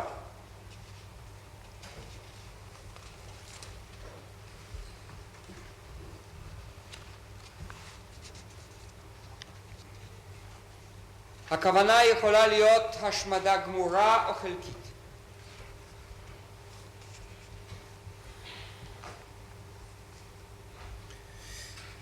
משמידים עם בדרכים רבות.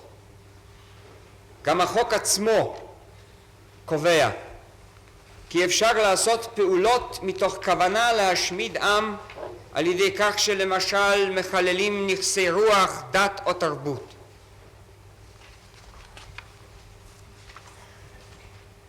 והכוונה להשמיד את העם היהודי, לפחות השמדה חלקית, הייתה קיימת כבר בשלבי פעולה ראשונים של גרמניה הנאצית. היא לא הייתה כוונה להשמיד כולם עד תום, אבל ברגע שהם כיוונו פעולתם נגד אדם מפני שהוא יהודי, לא מפני שהוא א' ב' אשר עשה כך וכך, או אדם בעל תכונות כאלה וכאלה, או אם לקחת איזה דוגמה אבסורדית, אדם אשר ה-IQ שלו למשל הוא נמוך מדי ולכן צריך להשמידו. ברגע שהם פעלו נגד יהודים כיהודים, אותם אסרו, אותם השליחו לדכאו ובוכנוולד, את בתי הכנסת שלהם שרפו, חוקי גזע ורשע נגדם הפעילו, החלה כוונה להשמדה חלקית של העם היהודי. כמו שאמר פסק דינו של בית המשפט העליון בעניין פל, אשר כבר הזכרתי אותו בטיעוני, כאשר פועלים נגד אדם מפני שהוא משתייך לקבוצה מסוימת, מתוך כוונה לפגוע בקבוצה זו, ולא מתוך כוונה לפגוע באותו איש באשר הוא, עושים פעולה מכוונת להשמדה. ולכן טרור דכאו, המעצרים ההמוניים, גירוש זבונשין, שבירת היהודים בגוף ובנפש, הבאת מאות ואלפים לכך שיאבדו עצמם לדעת,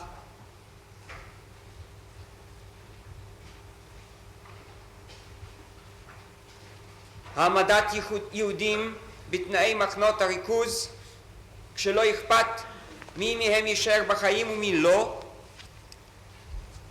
ורק בעל כושר ההתנגדות הגופנית והנפשית יכול לעמוד בזה.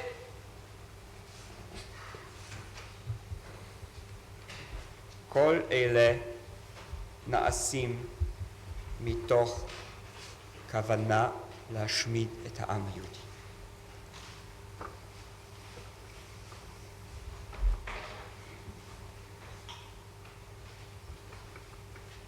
כמובן בשלבים הראשונים הייתה זאת כוונה להשמדה חלקית. בשלב מסוים הכוונה הזאת נתגבשה במזימה להשמיד את העם השמדה כולה.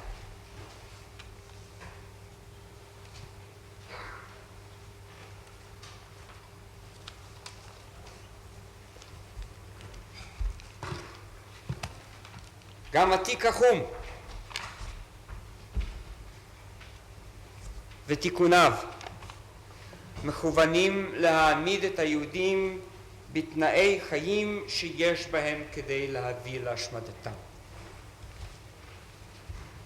בית המשפט ביקש ממני שאזכיר את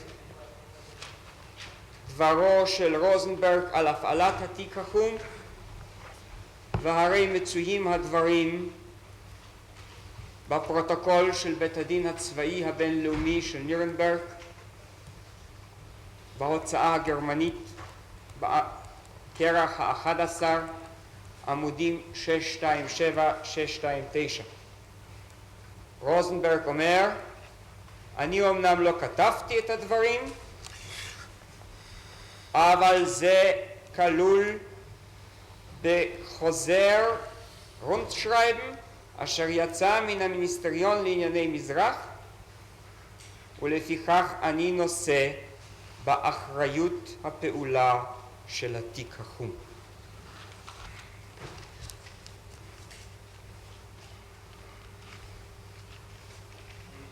ברשות בית המשפט אדון בפרטים 3, 6 ו7 של כתב האישום יחדיו, מפני שיש ביניהם אלמנטים משותפים.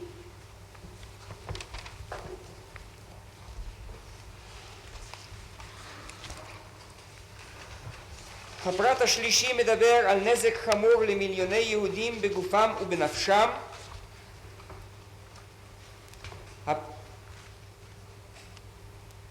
הפרט השישי מדבר על פשע כלפי האנושות על ידי רדיפת יהודים, והפרט השביעי מדבר על שוד הרכוש היהודי.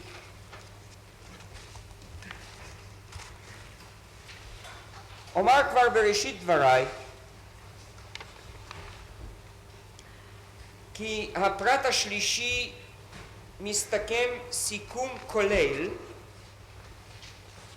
בפסקה ב' המדברת על גרימת נזק חמור למיליוני יהודים בגופם ובנפשם בגרמניה ובשאר מדינות הציר, בשטחי הכיבוש, וכן בשטחים שהיו נתונים למעשה למרותם. הדוגמאות אשר הבאנו אחר כך בפסקה ד' אינן ממצות, והרי הן בגדר דוגמה בלבד.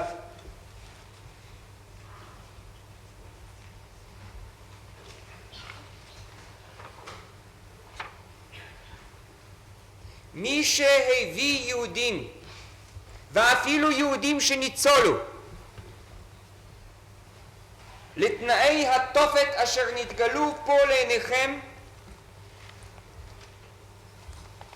גרם להם נזק חמור בגופם ובנפשם, נזק שאין לו עוד תקנה. רבקה יוסלבסקה לא תהיה עוד מה שהייתה לפני מלחמת העולם. בה זה ניכר, אבל גם דוקטור ולר וגם ווילס וגם בייסקי וגם אחרים, אלה שהופיעו ואלה שלא הופיעו כאן, הפגיעה הנפשית והגופנית בהם, את זה הם יישאו עמהם עד יומם האחרון.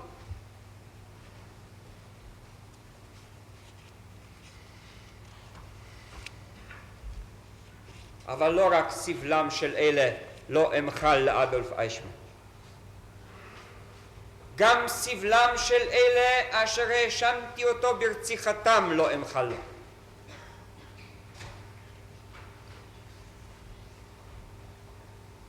כרגיל, שופטיי ורבותיי, כשמאשימים אדם ברצח, אין מצרפים לכך גם האשמה של תקיפה, שהרי הפשע הקטן נבלע בפשע הגדול.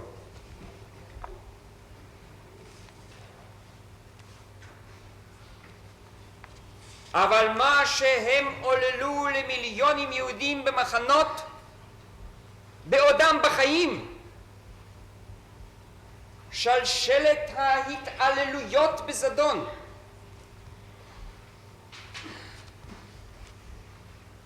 מעשי האכזריות המכוונים בבלוק 11 של אושוויץ,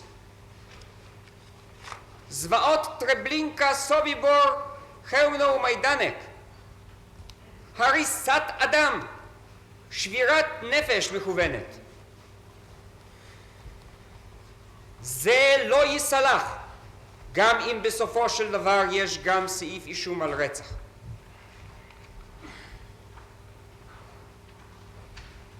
העינוי הוא חטא לא קטן מן הרצח. להחזיק אנשים כך במשך חודשים, ומספיק להסתכל באלבום שהגישה לכם ורה אלכסנדר, ולו רק זאת ראיתם, דיינו, כדי להיווכח מה עוללו הללו, באיזה תנאי חיים החזיקו את היהודים. עד שהיהודים ביקשו את נפשם למות, והיו רצים מרצונם לעבר הגדר המחושמלת.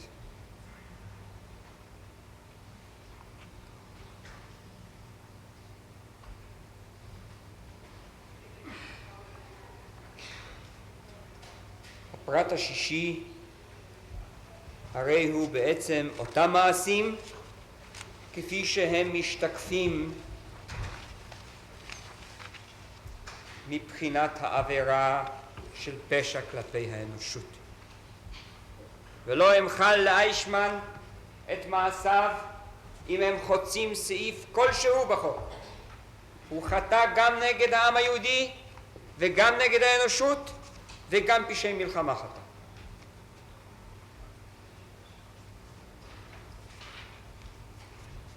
הוא רדף יהודים מטעמים לאומיים, גזעיים, דתיים ופוליטיים כמוגדר בחוק.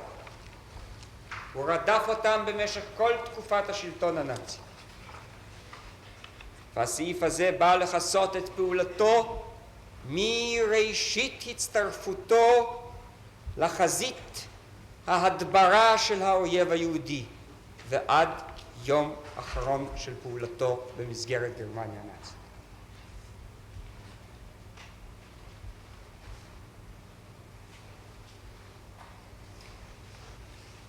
ועתה לפרט השביעי. זאת אומרת, מראשית פעולתו בענייני יהודים. בענייני יהודים. גם כבר באוסטריה. גם באוסטריה, גם לפני.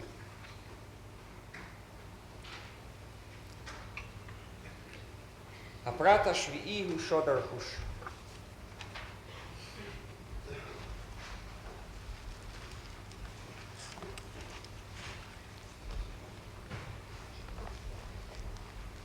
ומיד אומר שאנחנו מאשימים אותו בשוד כזה שהוא צמוד לפשעים נגד העם האנושי נגד העם היהודי ולפשעים נגד האנושות ולפשעי מלחמה. לשון אחרת, אין אני מתעלם מאותן הלכות שנקבעו בנירנברג האומרות שסתם החרמת רכוש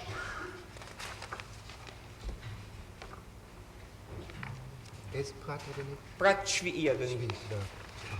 הפרט אומר, גרם הנאשם ביחד עם אחרים לשוד רכושם של מיליוני יהודים תושבי הארצות האלה, וזאת באמצעי כפייה, גזילה, טרור ועינוי לא אנושיים. ואחר כך בא הפירוט. אני יודע כי בכמה פסקי דין בנירנברג התעורר ספק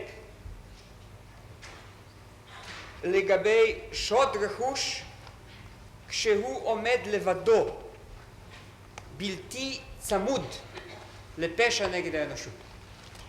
ובכן, אם למשל הוציאה גרמניה הנאצית צו מחרים רכוש, מחרים נכסים. ויהי אכזרי וקשה. או אם נכנסו קלגסי האס-אס ושדדו רכוש סתם. כמעשה שוד. אז אפשר לומר, תתבע מהם את הרכוש, תגיש נגדם משפט על שוד. אבל כאשר השוד צמוד לרצח, לא היה עוד ספק. לא היה ספק גם במשפט נירנברג שהוצאת שיני הזהב, גזיזת השערות, שוד הקשור ברצח היה, ולכן עבירה נגד האנושות. ובמשפט 11, המשפט נגד מיניסטריון החוץ הגרמני, נידון עניינו של שוורינג פון קרוסיק, שהיה מיניסטר החוץ,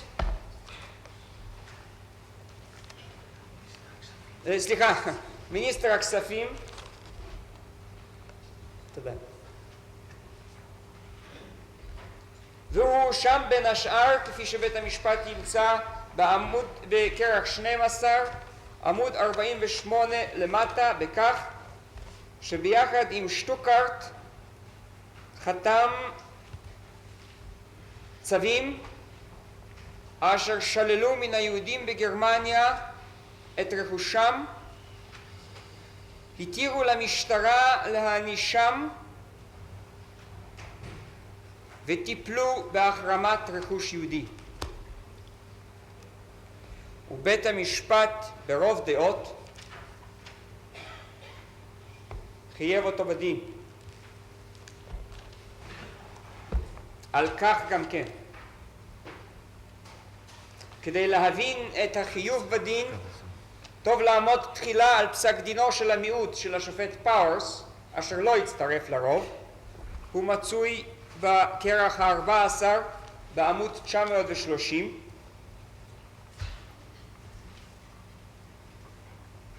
והוא אומר כך: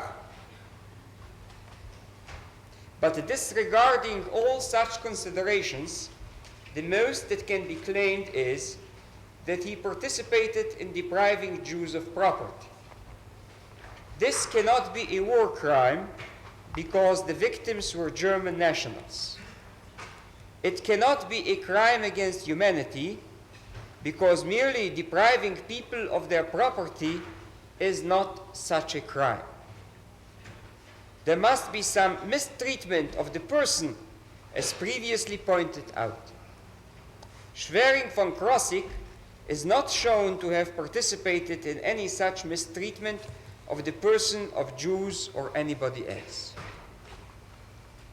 ובכן, גם לפי הלכתו של פאורס, אילו נעשתה העבירה אגב רדיפת האיש אשר רכושו הוחרם,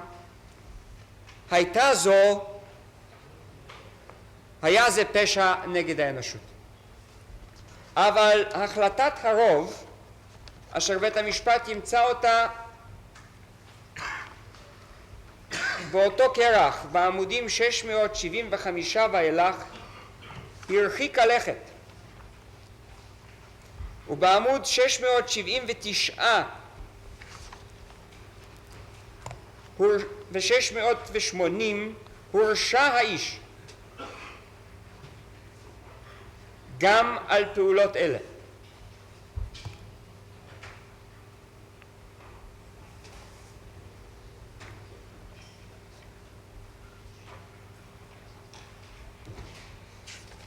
The defendant asserts, אני קורא מעמוד 680, that his only part in the program was to take possession and keep record of the property thus acquired.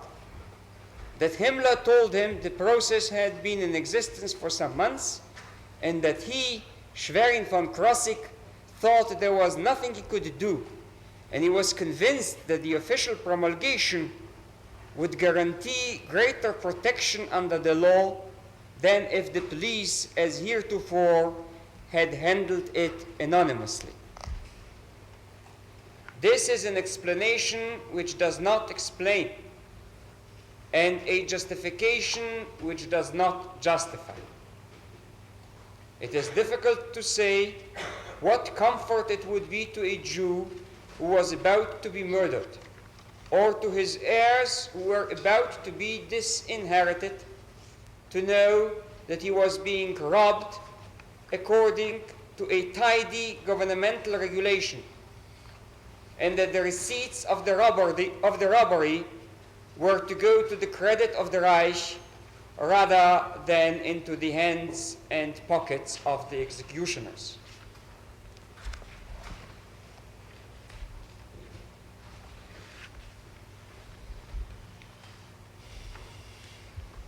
על אחת כמה וכמה, כמו במקרה שלנו, כאשר כל הפעולות נגד היהודים נעשו מתוך המגמה הכפולה הברורה, רצחת וגם ירשת.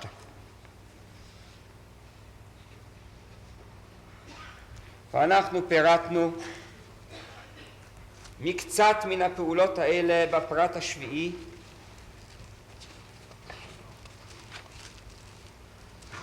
ובדין וחשבון הפולני על אושוויץ ימצא בית המשפט גם את האישור הרשמי על התיאור הזוועתי של מה שנותר אותם שרידים שלא הספיקו עוד להוציא מן המחסנים העצומים של קנדה. 348,820 חליפות גברים, 836,255 חליפות נשים, נעלי גברים, נעלי ילדים, מילי ילדים. בית המשפט ימצא אותם בתף 1358. אבל אני הולך יותר מזה.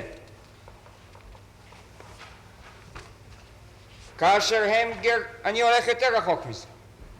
כאשר הם גירשו את היהודים מסלובקיה, מבולגריה ומהונגריה, באופן שהמדינות ההם תירשנה את הרכוש היהודי, הם אשמים באותו שוד, והם שותפים לאותו שוד, אף אם הרכוש הנגזל נשאר בידי אחרים. בית המשפט יזכור את העיקרון הגאוני של הטריטוריאל פרינציפ כדי להניע את המדינות הגרורות, לתת להם את היהודים. תנו את היהודים, אבל הכסף, אמרו, יישאר בידיכם, בידי הסלובקים, בידי הרומנים, בידי ההונגרים. מי שעושה זאת שותף לשודו. מי שמפעיל את התנאים המאפשרים שיהודי יצטרך למסור רכושו כדי לברוח ולהציל את עצמו, שותף לשודו. אני מרחיק לכת עוד ואומר, אפילו החרמת מפעלי מנפרד וייס בבודפסט, שאיישמן לא רצה בה כנראה, מפני שהוא רצה את משפחת וייס, אשר בא עקב התנאים שהוא הפעיל שם, עקב החוקים והתקנות והגזירות שהוא אחראי להם, גם זה על ראשו יחול. אדוני יכול להזכיר פה גם את התשלום שנדרש בעד כל יהודי מגורש מן הארץ? אני עכשיו מגיע לזה. סליחה.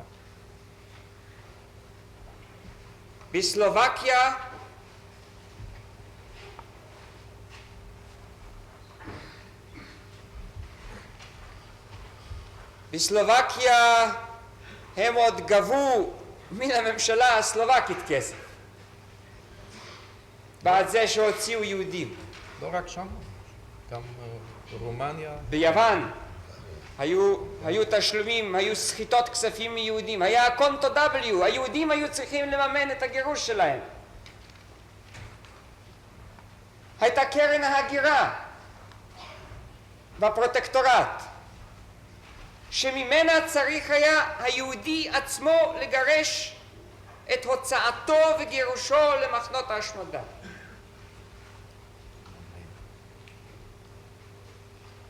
ובית המשפט יזכור את המעשה המחוכם של איישמן כאשר נדרשו יהודים לעבודת ביצורים בווינה מפני שבלשקה רוצה לבנות שם ביצורים. הולך איישמן לקסטנר ואומר, את היהודים האלה אני מציל, אז תצטרך לשלם לי בת כל אחד $100 לכל נפש. לא רק שלקח אותם לעבודת כפייה, לא רק שהציג אותם בתנאי חיים בלתי אנושיים, הוא דרש עוד וקיבל כסף מאת היהדות ההונגרית. וכאשר שאלתי אותו, הוא אומר, אם זה רשום באיזה מסמך מהימן, זה ודאי נכון, אני אינני זוכר. אכן זה רשום. זה רשום בדוח קסטנר, והעידה על כך הנזי ברנט. ישיבה 58, עמוד 36. אדוני היועץ המשפטי, יש לי פה שאלה משפטית. בחוק, בסעיף 1 ב' בפשע מלחמה נזכר בפירוש שוד רכוש ציבורי או פרטי. ואילו בפשע נגד האנושות לא נזכר. פשע כלפי האנושות לא נזכר בפירוש. אני יודע. זאת הערה אחת מבחינת החוק. מבחינת כתב האישום, עד כמה שאני רואה כרגע, יש רק בפרט השמיני פשע מלחמה. כן. וזה לא נוגע לשוד רכוש. זה נוגע לנגיסה, גירוש ורציחה. כן.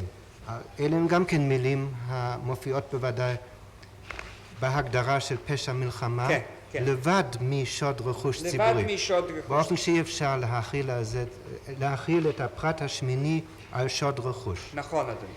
ושוד רכוש, שאדוני כרגע עומד בפרק זה, מופיע בכתב האישום רק בתור פשע כלפי האנושות. נכון. אף על פי שבחוק זה מופיע בפירוש בתור פשע מלחמה, ולא בפירוש על כל פנים. זה רק רציתי להפנות לתשומת לבו. אני מיד אסביר את סיבת הניסוח. אפשר להסביר את זה גם אחרי ההפסקה. בבקשה, אדוני, אם בית המשפט רוצה הפסקה. טוב.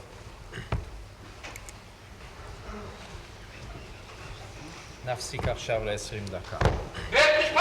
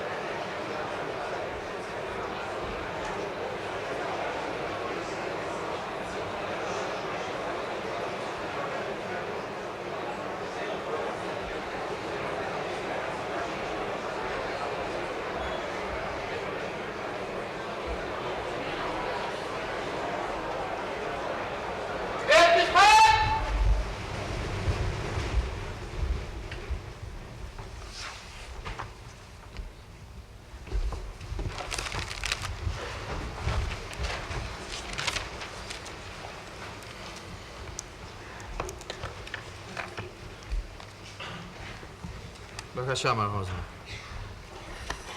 מרשות בית המשפט.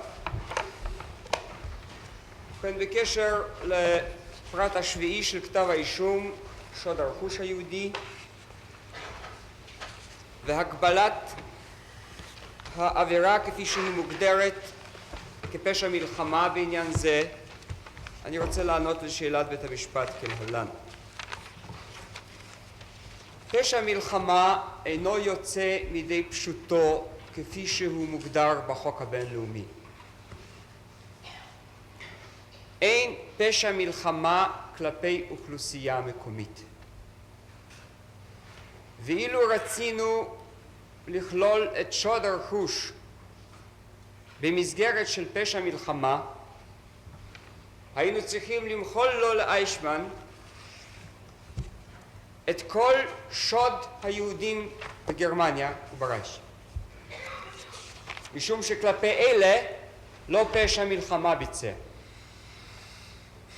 שוד הקהילות היהודיות, הקונטובה, ההשתלטות על הרכוש הציבורי והפרטי היהודי בתוך הרייך עצמו, לא היו יכולים להיכלל במסגרת פשע מלחמה. ואנחנו רצינו שכתב האישום ישקף את הפעולה הנפשעת כפי שבוצעה. הם שדדו רכוש יהודי לא מפני שזה היה רכוש יהודי בארץ כיבוש. הם שדדו אותו כיהודי היה. ולכן אנחנו ייחדנו עליו את הדיבור במסגרת הכוללת, מפני שזה היה אופיו האמיתי. בית המשפט כמובן בן חורין לשנות את הדברים כפי שהוא רואה מתוך חומר הראיות, אבל אני אומר גם עכשיו, שוד הרכוש היהודי לא נעשה מפני שגרמניה השתלטה על עמים וארצות ופשעה נגד החוק הבינלאומי, מפני שהיא פשעה נגד העם היהודי ונגד האנושות. כך נראה השוד כצמוד לעבירות אחרות. נכון, היו החרמות רכוש בארצות כיבוש, והיו פגיעות בבתים ובדירות ובנכסים, אבל זה לא נעשה נגד אוכלוסייה מפני שהיא שייכת מפני שהיא בעלת אופי מיוחד. הם פגעו ביהודים כיהודים, ומפני זה ניסחנו את הפרט השביעי, מפני שרק כך משתקפת הפעולה בכללותה. בשבילם לא היה הבדל אם זה יהודי גרמני, צרפתי, בלגי או נורווגי. ואילו אנחנו הבדלנו בין יהודי גרמניה והיינו אומרים שם זה פשע נגד האנושות, ויהודים באזור כיבוש פולני, צרפתי או אחר שם זה פשע מלחמה, אני חושב היינו חוטאים למציאות הנאצית. לא היה כתב האישום משקף את מה שהם החליטו. אבל האם אין סכנה שעל ידי פירוט שוד רכוש ציבורי או פרטי בהגדרה של פשע מלחמה וחוסר הזכרת שוד רכוש בהגדרת פשע כלפי האנושות, יש לפרש פשע כלפי האנושות להוציא שוד למעט? לא אדוני, עם כל הכבוד, אני אומר כי כל מעשה לא אנושי שנעשה באוכלוסייה האזרחית שהוא חלק מהגדרת פשע נגד האנושות הוא גם שוד רכוש אגב מצוד, גירוש ושילוח.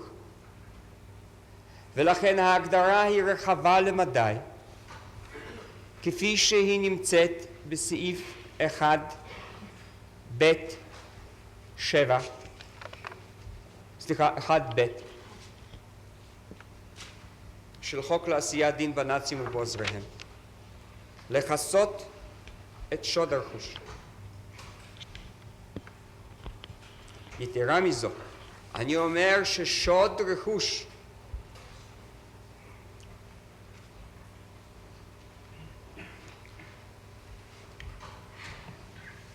אשר כל כוונתו מלכתחילה לפגוע אך ורק בסוג מסוים של אוכלוסייה מתבצע החל מן הפעולה של איישמן בווינה עוד לפני המלחמה. דברים שהוא הודה בהם, שכל מהגר יהודי אשר הוא גרם לכך שיצא מאוסטריה ושרכושו עקב זאת הופקע באופן אוטומטי לטובת הרייך, ובזה הוא מודה בפה מלא בחקירתו, כל שוד כזה הוא שוד תוך כדי מעשה לא אנושי באוכלוסייה אזרחית. ולפיכך אינני סובר שהשוד הזה ייפול פה בין הסעיפים רק מפני שלא הזכרנו אותו במפורש כפשע מלחמה. אנחנו לא הוצאנו מושגים מדי פשוטם. נכון, כל מה שעשה איישמן וכל מה שעשו הנאצים כלפי היהודים גם פשע מלחמה הוא, כפי שמוגדר בחוק. זאת הייתה נגיסה, גירוש, רציחה של אוכלוסייה אזרחית. ולכן נכנס גם סעיף זה בכתב האישום. אבל ההשתלטות על הרכוש היהודי שהייתה אך תאום להשתלטות על הגוף של היהודי, כי השניים הלכו יחדיו, ואת השניים תמצאו בכל הגלגולים של כל הפעולות. אם מותר לי להשתמש בפרפרזה של השופט זילברג מאותו פסק דין שכבר הזכרתי, מעין תאום סיאמי.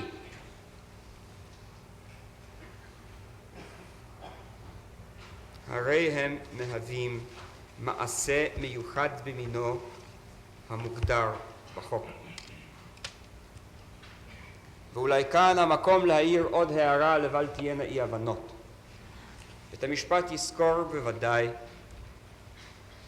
כי שעה שנידונו פושעי המלחמה בנירנברג הייתה בעיה של נוסח החוק.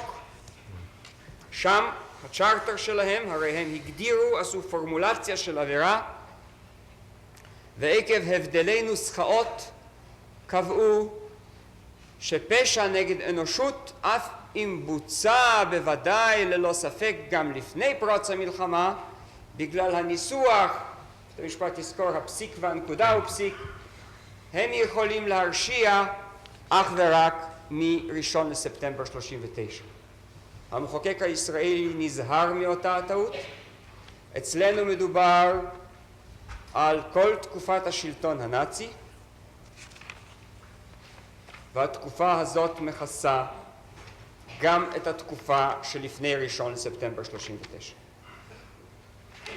לפיכך,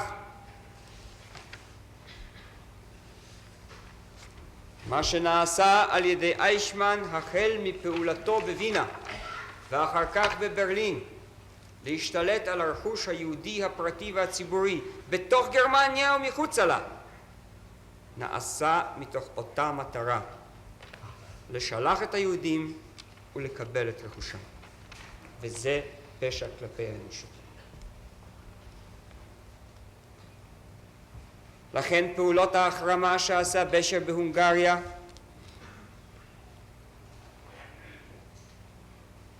הדירות והריהוט שמסרו יהודי בודפסט, מזוודות הכסף שקרומאי מעיד עליהם, כל הסחיטה והסחטנות של הרכוש היהודי מתוך תקוות הצלה ופיתויי שווא,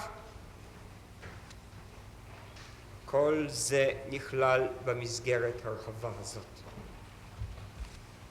הם אחראים גם למה שלקחו ההונגרים, כי אלמלא הם לא היה הרכוש הזה נשדד. הם אחראים למה שלקחו הסלובקים, למה שלקחו אחרים. הם יצרו את הטריטוריאל פרינציפ.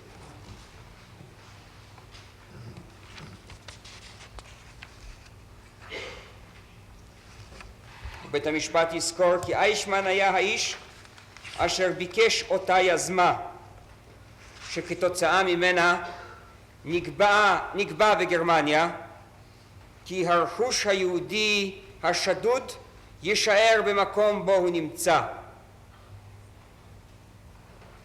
ההונגרים ירשו את רכושם של יהודי הונגריה, ותמורת זה הסכימו הגרמנים ברוחב לב לוותר על תביעתם כלפי רכוש נתיניהם באותן ארצות, אשר גם הם עם שאר אחיהם נשלחו לכבשני האש.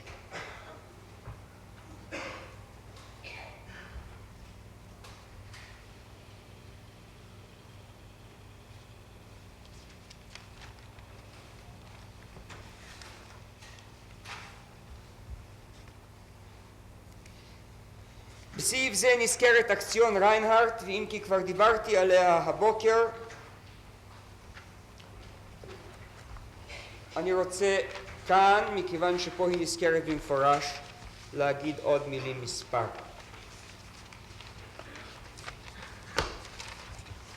אקציון ריינהרט זהו הכינוי להשמדת יהודי הגנרל גוברנמנט, פעולה שהתחילה לפני הירצחו של היידריש,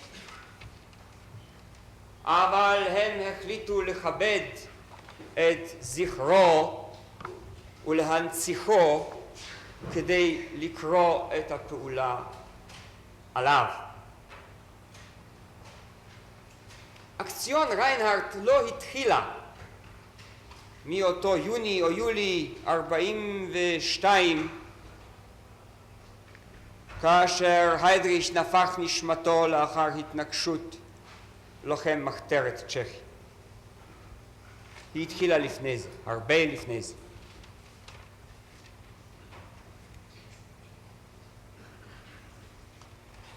איישמן שלח יהודים מן המערב לגנרל גוברנמנט אל גלובוצניק עוד לפני זה.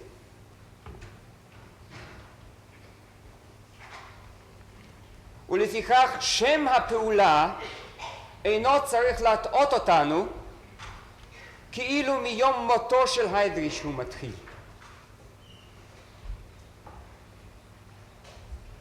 זכור לנו, ואני כבר עמדתי על כך ועל כן רק משפט אחד אומר, כי ההוראות וההנחיות של איישמן לגבי המשלוחים מן המערב כללו כמכותבים את שיינגארט בדאס קרקוב, זאת אומרת איש הארס כי זכור לנו מה זה בדאס, זהו האיש של הרייזישלס האופטאמט, וזה יש לנו בחלוקת התפקידים והפעולות, ואת גלובוצניק, האיש אשר ברשותו, או יותר נכון במחוזו, מחנות המוות. זה היה פשר השילוח לכיוון חול. ושיינגארט, איש הארס ממשתתפי ועידת ואנזה היה. והמכתבים שגלובוצניק ביקש מאיישמן, לפי הודעתו הוא, לא כולם מתקופת חייו של היידריש היו.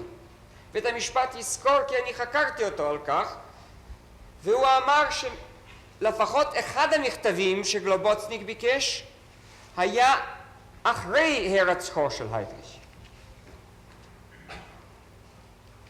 ללמדנו שהפעולה נתמשכה באותו אופן ובאותה רציפות במשך כל הזמן עד הסוף. ולא עוד אלא כאשר בסופו של דבר מדווח גלובוצניק בתף 1389 על סיום הפעולה, זה אותו המסמך המתחיל במילים Die Aussiedlung ist erledigt und abgeschlossen, ואיישמן מודה שפירוש המילים כל היהודים כבר שולחו למחנות. הוא אומר שאת המחנות הוא העביר לפול מן המחצית השנייה של 43, מאוגוסט 43 התחילה העברה, ורק אז הועבר מחנה טרבניקי, ורק באוקטובר 43 הועברו מחנות לובלין, פוניאטובה, פואשוב ולמברג. כלומר, מחנות אלה לא היו כלל ברשותו של המשרד הראשי למנהל ומשק עד אותו תאריך. וכאשר עמדה המפלצת הזאת לסגת, המפלצת הנאצית, היא נתנה את ההוראה הנמצאת בתף 1418 לדאוג לכך שאסירים ועצירים לא ייפלו חיים בידי הצבא האדום המתקדם. בדאס נותן את ההוראה הזאת. איש הארס האה.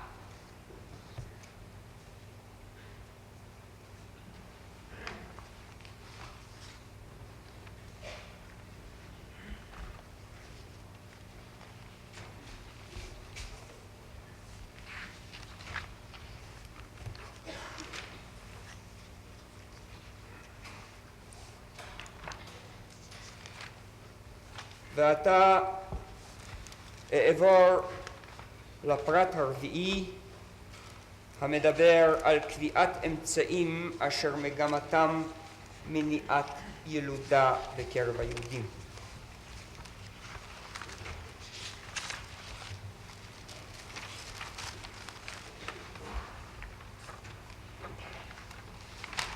הם רצו למחות את זכר היהדות מתחת השמיים עד כדי כך שלא תישאר בעורקי אדם בדורות הבאים טיפת דם יהודי.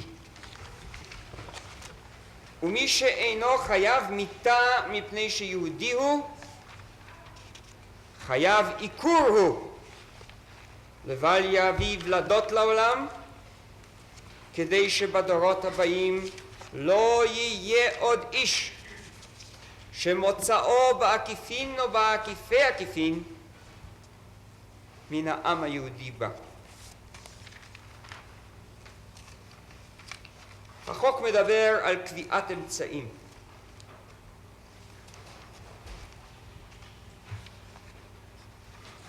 ואני מניח שהמחוקק שעה שחוקק כך ידע כמובן מה אירע ולמה הוא מתכוון, שהרי לאחר מעשה חוקק ולאחר שידע מה אירע, ולא בחלל הריק ולא לאפשרויות עתידות הוא חוקק. החוק הזה לעבר הוא חל, ולכן בקביעת אמצעים מדובר, אם כי לגבי כמה מן האנשים כגון שני העדים האלמונים אשר הופיעו בפניכם בישיבה הסגורה, קביעת האמצעים האלה הייתה להם גם משמעות מאוד ממשית. האמצעים האלה קבעו לנצח את היותם עקרים. וגם דוקטור ביילין העיד באוזניכם על הבחורים היהודיים הנחמדים מיוון שהוא ראה את ניסיונות העיקור בגופם.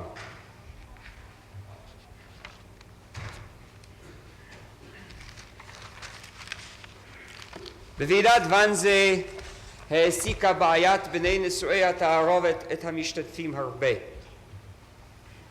זאת הייתה בעיה פנימית אשר העיקה על הרייך השלישי.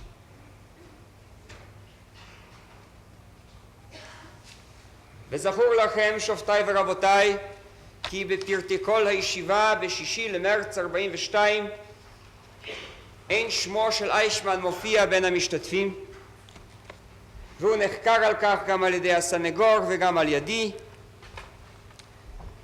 באותו יום הייתה ישיבה אחרת כפי שהוכח לכם במשרדו, וכנראה שבאותה ישיבה או שלא השתתף או שהשתתף באופן חלקי. מכל מקום האמת היא ששמו אינו מופיע. אבל הוא נצטווה לזמן אותה בעקבות ועידת ואנזה, והיא באה כהמשך ישיר למה שהוחלט שם לגבי בני נשואי התערובת. ובמשרדו זומנה. המשרד שלו הוא המקום. ואיש לא יאמין כמובן להסבר האבסורדי שלמשרד שניים או ללשכת הפירר, אשר בעצם הם היו צריכים לנהל אותו עניין, לא היה מקום איפה לזמן את האנשים האלה. רק בקורפירסטנשטרסה 116 היה מקום פנוי, כך אומר איישמן, כדי לזמן. כמה היו שם? 13 אנשים.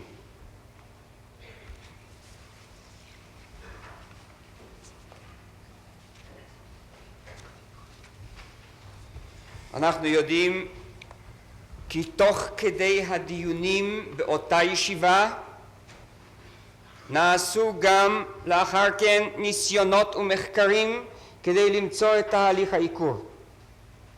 אנחנו יודעים שעם משרדו נידונו השיטות אשר הוצאו על ידי הפסאודו-מדענים הגרמנים. רעלי הצמחים, הרנטגן, שיטת קלאוברג, שיטת מדאוס. אנחנו יודעים על הפגישות ושיתוף הפעולה עם גינטר ועם המגע ההדוק עם אושוויץ באותו עניין. בית המשפט ימצא בסיכום שלנו בכתב, ולא אגזול לכן את הזמן, את העיכוב המדויק גם המשרדי המוכיח שבאותו סימון ובאותו אופן ותחת הכותרת הפתרון הסופי נידון עניין זה. ואחר כך באה הישיבה השנייה, שבה כבר איישמן משתתף עם עוד כמה אנשים ממחלקתו. ושוב נידונו ונקבעו סופית באותה ישיבה, במידה שהדבר נגע למשתתפי הישיבה, נקבעו האמצעים אשר הם ממליצים עליהם לקביעת העיקורים.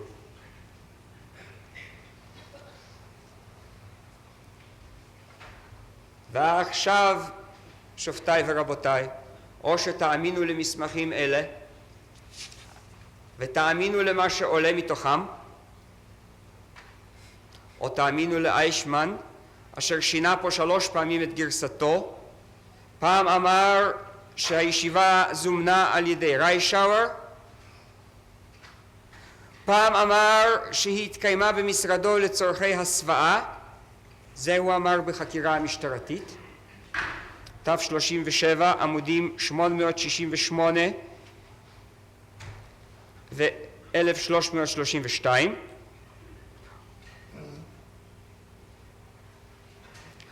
או שתאמינו למה שהוא אמר פה, שהפעולה הייתה בידי משרד 2 של ה-RSA, הם היו הפיידרפירנט, אבל מחוסר מקום במשרד 2 היא התקיימה אצלו. ולשאלתי מדוע השתתפו גם אחרים ממחלקתו, הוא אמר שהיה נעים להיפגש עם אנשי משרדים אחרים ובדרך זאת קצת להתאוורר מן השגרה המשרדית.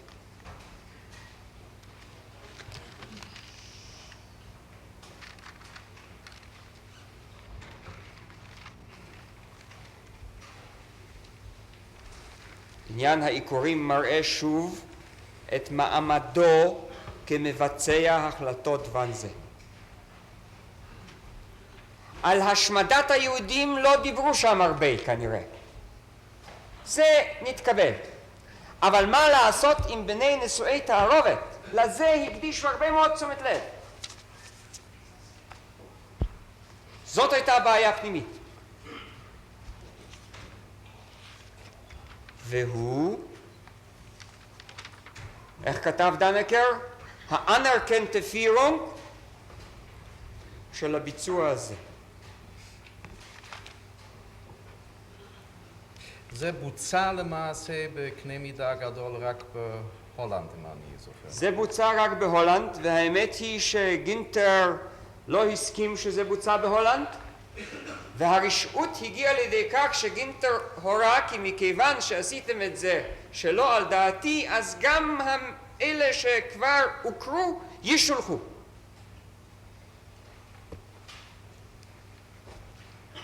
אבל ניסיונות בוצעו באושוויץ, והפסקות לידה בוצעו בטרזין ובקובנה, כפי שהוכחנו לכם על ידי עדותו של דוקטור פרץ, על ידי העדות של רם, על ידי פקודת היום של טרזין ועל ידי מסמכים אחרים. למחות זכר ישראל מתחת השמיים.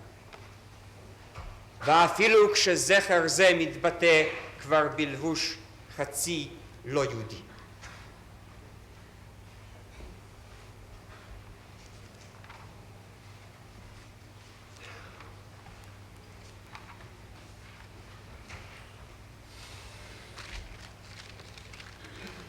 בית המשפט ימצא כי הסיכום שלנו בכתב משקף את מה שיש לנו לומר בקשר לקישור הדברים ואת בעיקם הפנימי.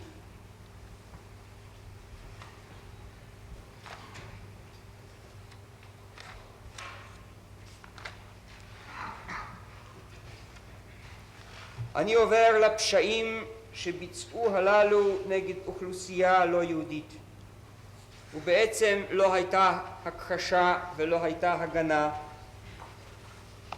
על הפרטים התשיעי, העשירי וה-11 של כתב האישום. איישמן מודה שהוא עקר מאות אלפי פולנים ממקום מושבותיהם ומושב אבותיהם והעביר אותם למקומות אחרים מתוך כוונה ליישב משפחות גרמניות באותם מקומות.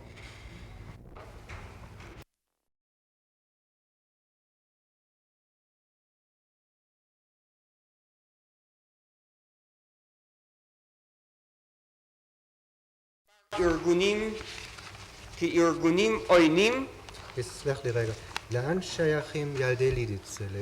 ילדי לידיצה, לאיזה פרט זה שייך? סליחה, אני מודה מאוד לבית המשפט, זה פרט 12 ועליי לדון בו באמת לפני שאני מגיע ל-13. לא הייתי שוכח אותו, אבל לפי הסדר באמת מוטב שאדון בו כעת.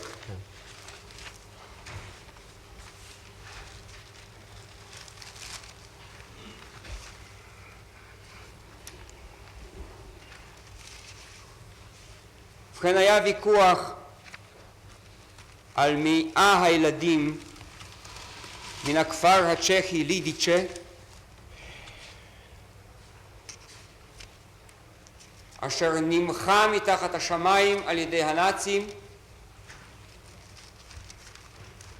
כפעולת תגמול על ההתנקשות בהיידריש, אשר כל גבריו הומתו במקום, נשיו שולחו למחנות והילדים נלקחו ממנו.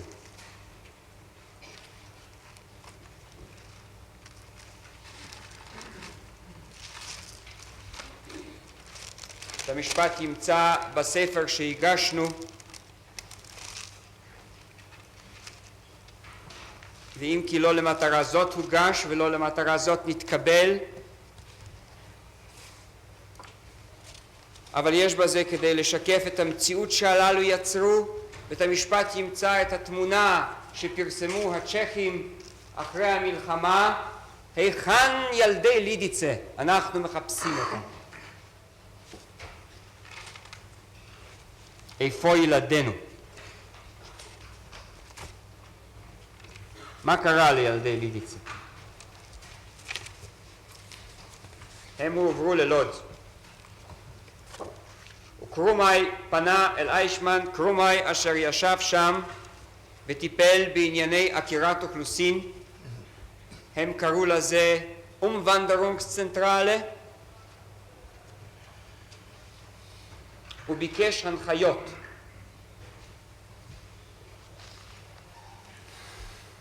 הוא חשב שהילדים מיועדים לטיפול מיוחד, זונדרבהנדלונג.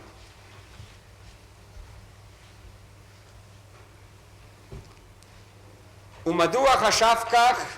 זה מוסבר יפה מן המכתב אשר העתקו הוגש באמצעות קרומאי עצמו לשופט הגרמני שעה שנחקר בגרמניה במשפט זה כעד הגנה,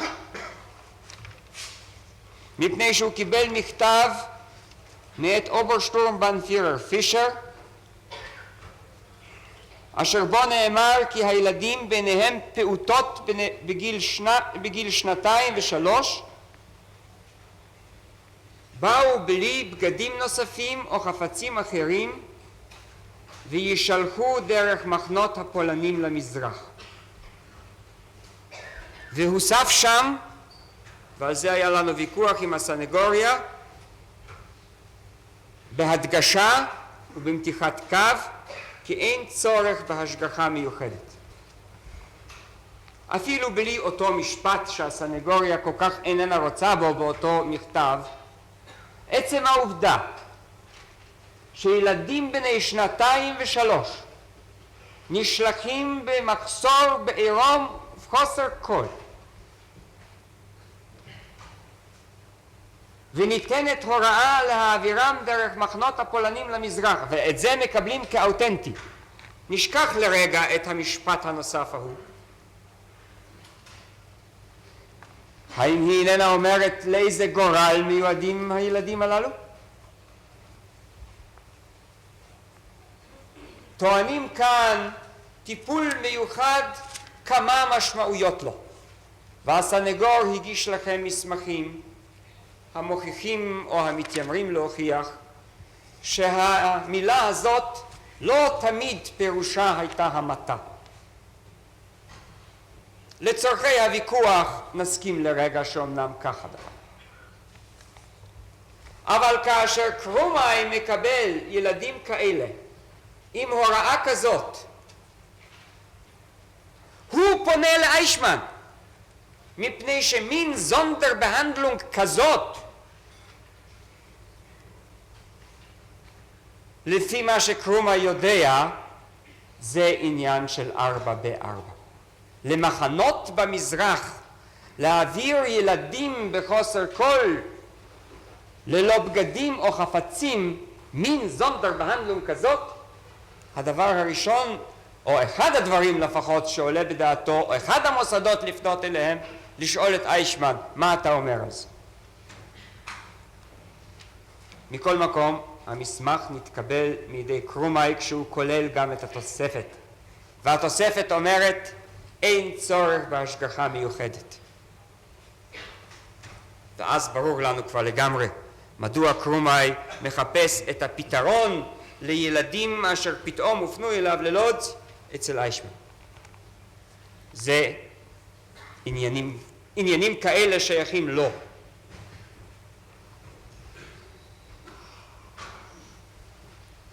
אבל יתרה מזו, אם אמנם צודק איישמן שהוא הודיע מיד לקרומאי, שמע, זה לא עסקי, אני לא מטפל בילדים כאלה, אז מדוע קרומאי פנה אליו שנית בקשר ל12 ילדים נוספים אחרים מילדי לידיצה, ושוב מבקש ממנו הנחיות? הוא מקבל אותן בחתימת גינטר.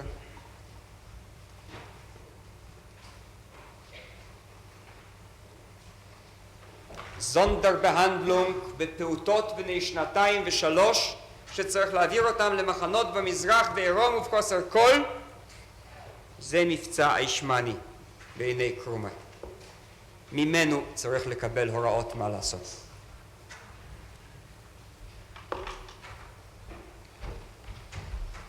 ואפשר להבין מה אירע לילדים האלה.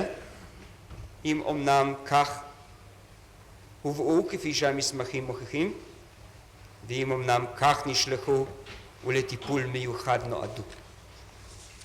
אומרים לנו, כן, אבל בפושקאו נראו בסוף המלחמה כמה עשרות ילדים אשר אמרו עליהם כי מילדי לידיצה. ואין כל סתירה בדבר, נכון. גם פה ניסו לעשות את ניסיונות הגרמון במספר ילדים, ואומנם העידה הנפובה והגשנו לכם את העדות שלה, כי כמה מהם הועברו לפושקאו. וגם בספר הצ'כי, אשר הגשנו לכם כעדות הזמה, נאמר כי אותם הילדים אשר הגרמנים דנו לחיים וקיוו לספח אותם מעל לגוויות אבותיהם על העם הגרמני, אחדים מהם נמצאו בפושקאו. ואין כל סתירה בין השניים, אבל לא עשרות היו, כי הם בודדים, כפי שהעידה הנפובה וכפי שמעיד הספר אשר בפניכם.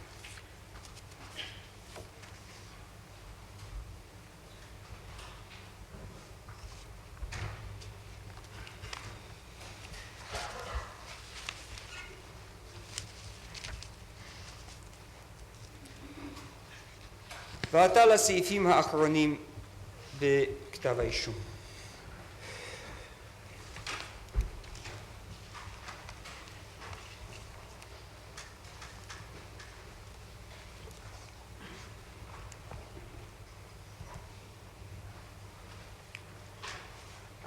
המחוקק שלנו מגדיר כפשע כשתייכות לארגון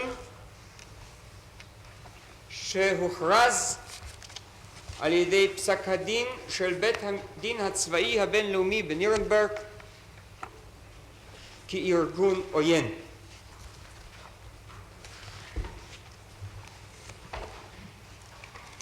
סעיף 3 של החוק. לא אצא ידי חובתי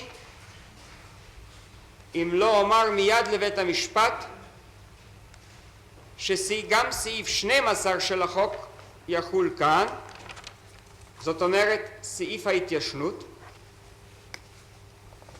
ואני יכול לבקש הרשאה לגבי השתייכות זאת רק לגבי תקופה שאינה עולה על 20 שנה. כך נאמר בסעיף 12 לחוק. רק העבירות לפי סעיפים 1 ו2 אינם מתיישנים בכלל. שאר העבירות מתיישנות כעבור 20 שנה. הלכה פסוקה היא שההתיישנות נפסקת עם הוצאת פקודת מעצר, והואיל ופקודת המעצר הראשונה נגד אדולף אייכמן הוצאה כאן במאי 1960, הרי שאני יכול לבקש הרשאה רק לגבי השתייכותו לארגונים אלה, רק החל ממאי 1940 ואילך.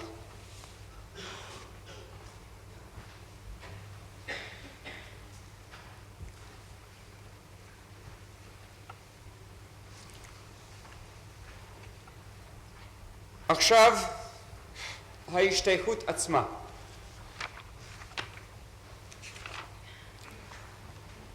בית הדין הצבאי הבינלאומי, אני מחזיק בידי את הכרך הראשון של הסדרה הכחולה באנגלית, מנתח את מהותם של אותם ארגונים, קובע שהם ארגונים עוינים מפני שהם כולם חברו חבר וקשרו קשר לעשות מעשים פליליים,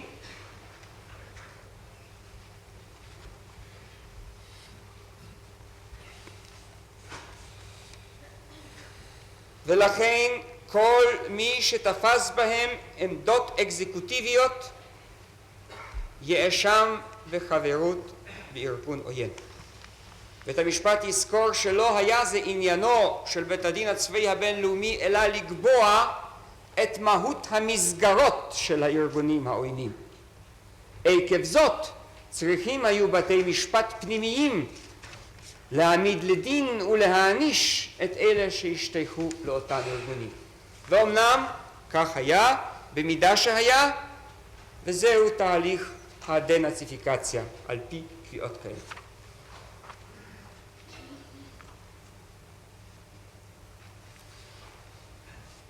בעמוד 264 של הכרך הראשון אומר בית הדין הצבאי הבינלאומי על הגסטאפו והאס-דה לאחר שהוא מנתח את התהוות ה-RSA. The security police and SD was a voluntary organization.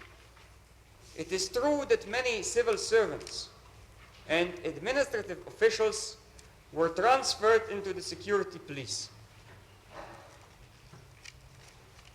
The claim that this transfer was compulsory amounts to nothing more than the claim that they had to accept the transfer or resign their positions, with a possibility of having incurred official disfavor.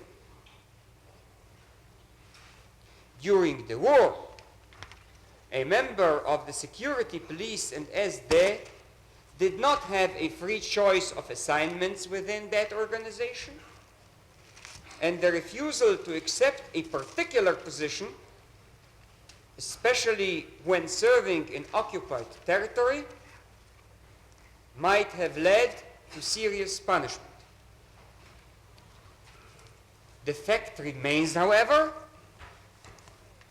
that all members of the security police and SD joined the organization voluntarily under no other sanction than the desire to retain their positions as officials.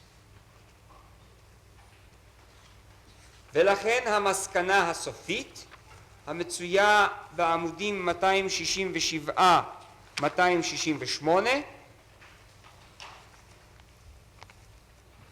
כי כל האנשים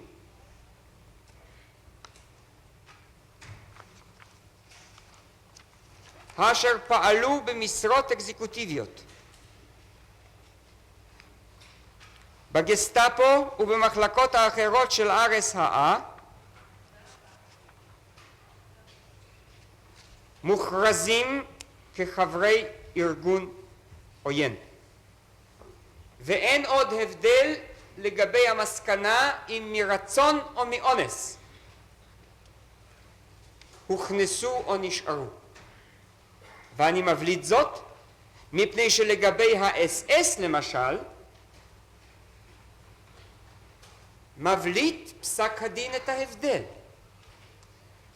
והוא אומר בעמוד, לאחר שהוא מנתח את מהותו של ה-SS, אשר גם הוא מוכרז כארגון פושע, כמזימת פשע גדולה, הם אומרים בעמוד 273.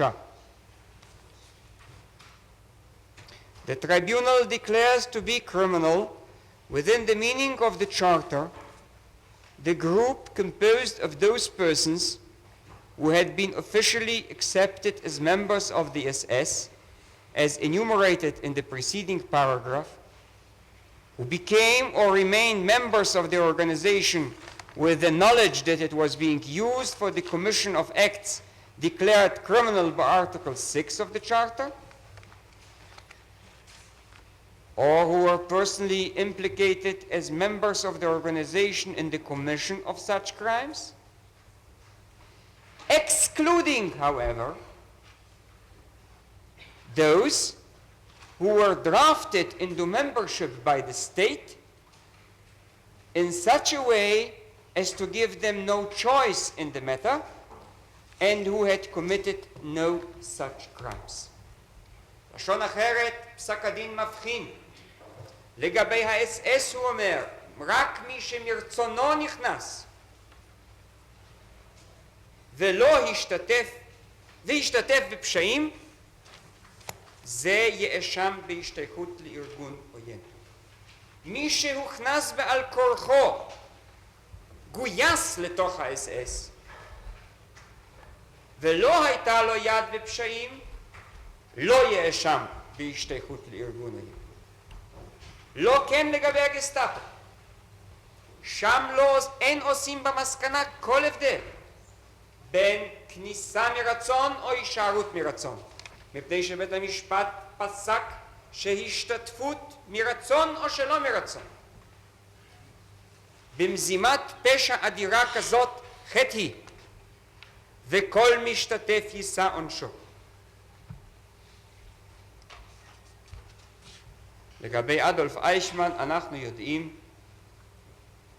כי לאס-אס הוא נכנס מרצונו,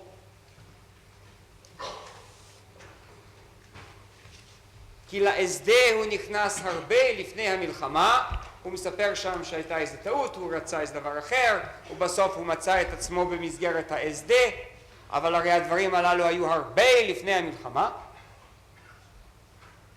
ואז בוודאי הייתה לו אפשרות של ברירה חופשית, פרט לנדר הזה שעליו הוא מסתמך, שהרי כבר נדר ל-SD. והוא הודה בחקירתי כי מרצון נכנס ומרצון נשאר חבר בארגונים אלה כל עוד התקיימו.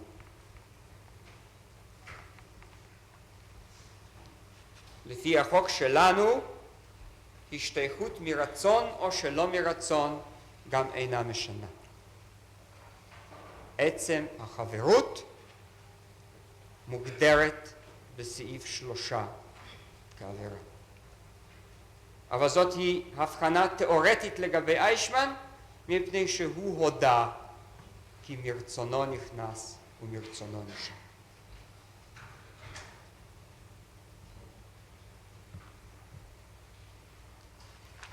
ובמסגרת זאת של ה-SS, כפי שכבר אמרתי אתמול, חל עליו סעיף 47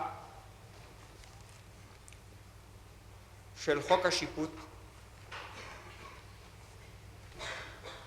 בית המשפט ימצא בתף 1402/1402 א' את הפרסומים של התדריך הרשמי לאנשי SS ומשטרה, וכולל את הסעיף הזה.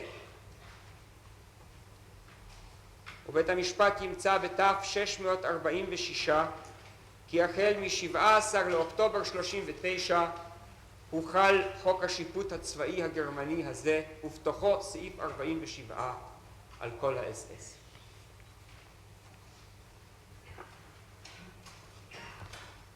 ולא עמדה להם לאנשי SS ההגנה בבתי המשפט הגרמנים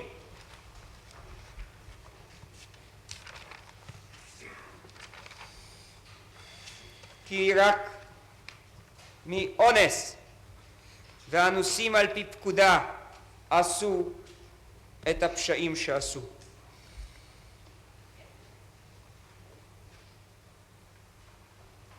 למותר לי להזכיר שוב שלא עמדה להם הגנה כזאת גם בפני בית הדין הצבאי הבינלאומי ובפני בתי הדין הצבאיים האחרים בנירנברג. אבל רק להזכיר את פסק הדין של בית הדין הגרמני לערעורים הנמצא בכרך השני של ה-Entscheidungen des Bundesgerichtshofes בעמודים 252 עד 258.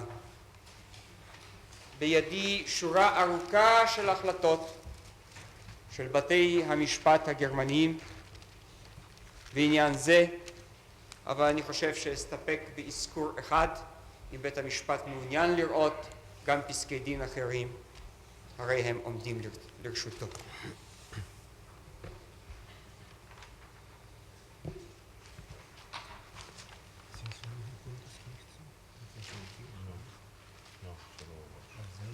את הספר שאותו אדוני הזכיר, זה תוכלו להגיש לנו. ודאי. אגב, גם האוסף של רייט, תצטרכו להמציא לנו את הכרכים שצוטטו, מפני שזה איננו נמצא הוא יעמוד מיד אחרי הישיבה לרשות בית איננו המשפט. נמצא בספרייה של בית המשפט העליון. ייתכן שהאוסף שלנו הוא שאול שהפעם זה... משם. לא, הפעם זה שייך לכם.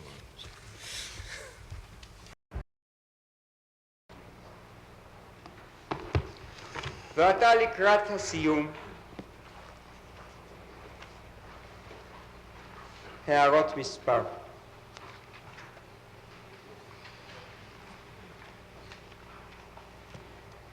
הוזכר לי כי בין רשימת המדינות הגרורות אשר עמדו בפרץ אחר כך ולא הסגירו יהודים, אם כי תחילה נתנו ידם לפשע, נמנית גם בולגריה, ואני חייב להזכיר את הדבר כדי לא להישאר בעל חוב.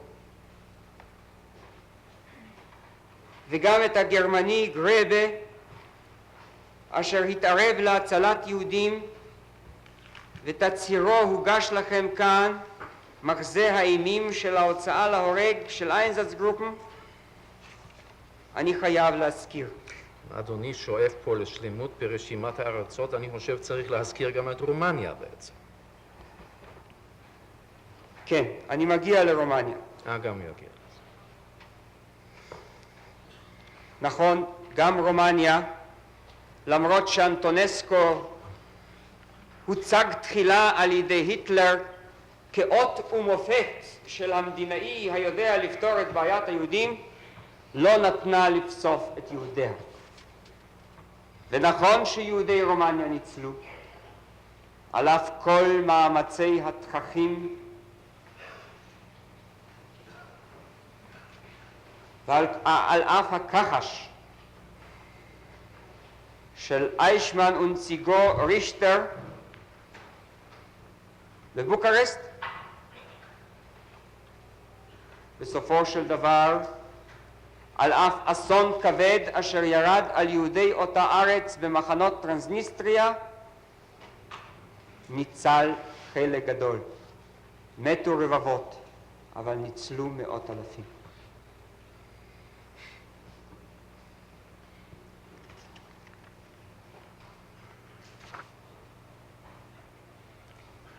ועוד הערה אחת,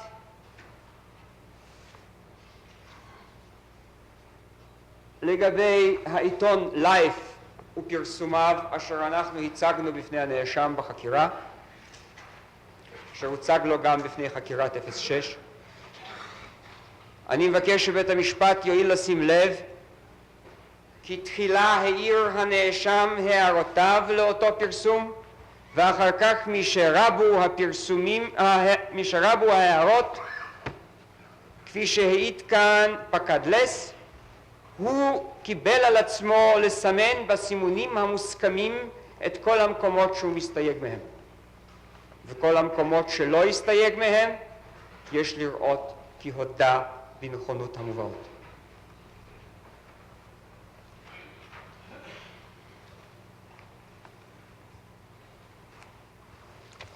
אדולף איישמן פעל להגשמת הפשעים שהוא מואשם בהם בדרך הקיצונית, חסרת הרחמים והאכזרית ביותר. ואם כי זה איננו כל כך קובע לגבי הרשעה, זה יכול להיות קובע לגבי שלב אחר. ואני מבקש ממצא מבית המשפט הזה. כי הוא עשה מתוך להיטות, רצון ותאווה עד תום כל מה שנדרש לעשות.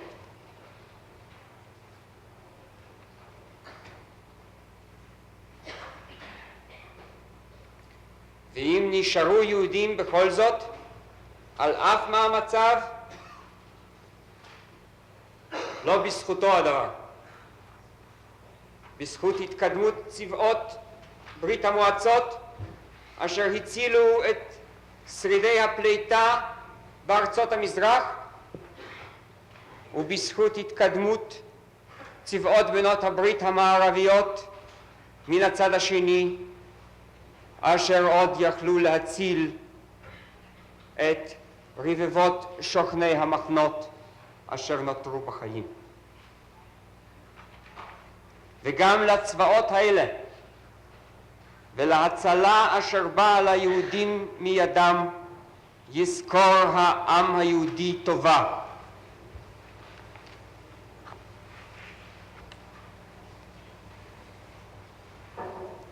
לא אדולף אייכמן גרם לכך.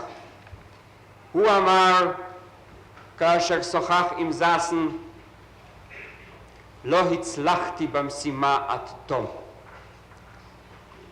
והתנצל על כך, ואמר שלא בכל היהודים הסיקו את התנורים.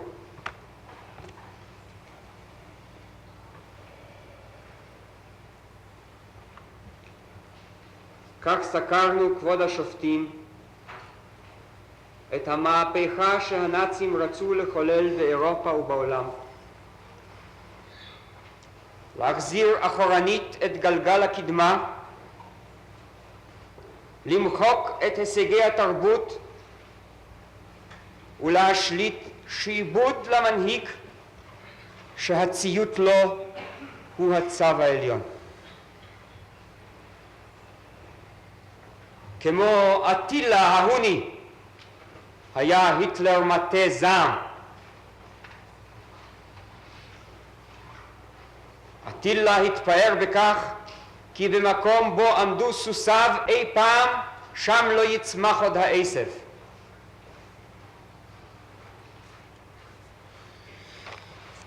היטלר ועוזריו התפארו באכזריות, בנוקשות וביכולת להרוג יצור אנוש ללא רחם, לכלות זכר ערים, עמים ומדינות.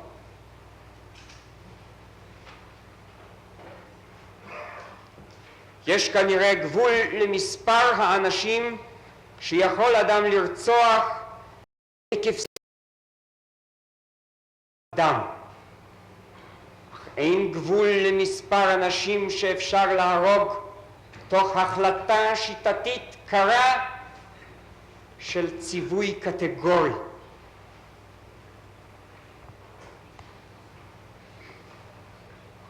העם היהודי להוותו היה הקורבן הראשון של אלה, אם כי מרובים הסימנים לכך שאילו ניצחו לא היה הוא הקורבן האחרון.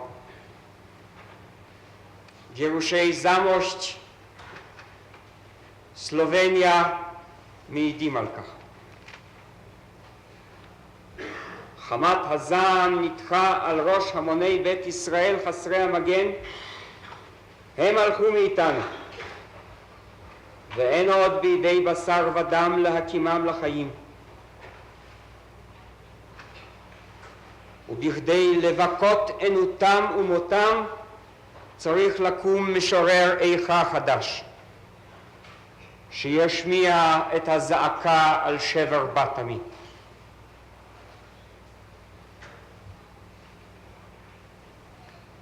אבל מה שאירע להם תובע משפט ודין.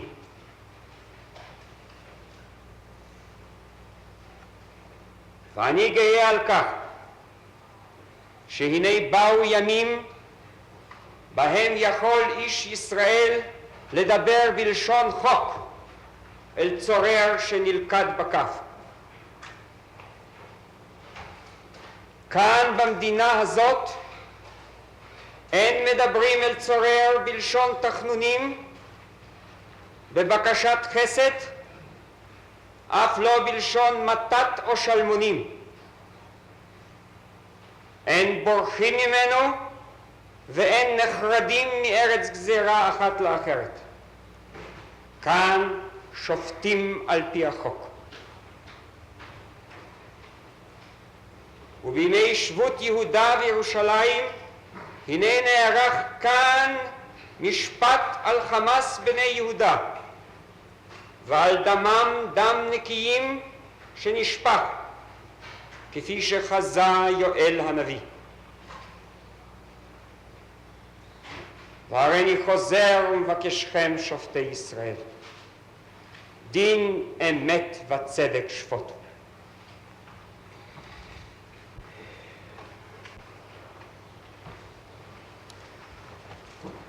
מר האוזנר, אנחנו צריכים לחזור עוד לרגע לשאלה משפטית בעניין הקשר, הקונספירציה. מה בקשת אדוני בסופו של דבר? בקשתי היא, אדוני, כי ייקבע ממצא אשר יאמר כי אייכמן היה מעורב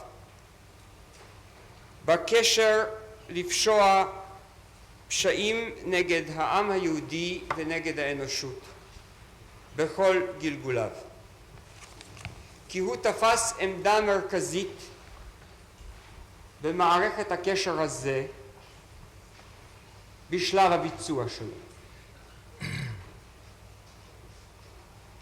וכי על כן הוא אחראי לכל התוצאות המסתמיות אשר נעשו על ידו ועל ידי אחרים עקב אותו קשר. זהו סעיף 24 של החוק, כן? זאתי מה ההלכה אדוני מבקש לחלופין להרשיע אותו באשמת קשר בתור שכזאת? לא. לא. אשמת קשר בתור שכזאת קיימת אם לא בוצע דבר עקב הקשר. עצם קשירת הקשר היא כבר עבירה. כן. אבל מי שנעשה מעשה בעקבות הקשר, הרי כל אחד מן הקושרים על פי העקרונות של פסק דין קייזר אחראי לפעולות שנעשו תוך כדי ביצוע הקשר, וזה להבדיל מסעיף 24 כפי שנאמר שם במפורש. כן, אבל זה כשיש הרשעה באשמת קשר. לא, לאו דווקא, וזה נאמר במפורש באותו פסק דין. בית המשפט ימצא זאת בקייזר, כי להבדיל לגמרי מן האישום בקשר, ושאין צורך כלל להאשים אדם בקשר, הרי בקייזר כלל לא כללו דבר כזה אפילו בכתב כן, האישום. אבל הוא הורשע, זאת אומרת בית המשפט... לא, הוא הורשע כמסייע לעבירה, זאת אומרת למעשה כעבריין עיקרי. הם לא הורשעו בקשר, הם הורשעו כמסייעים.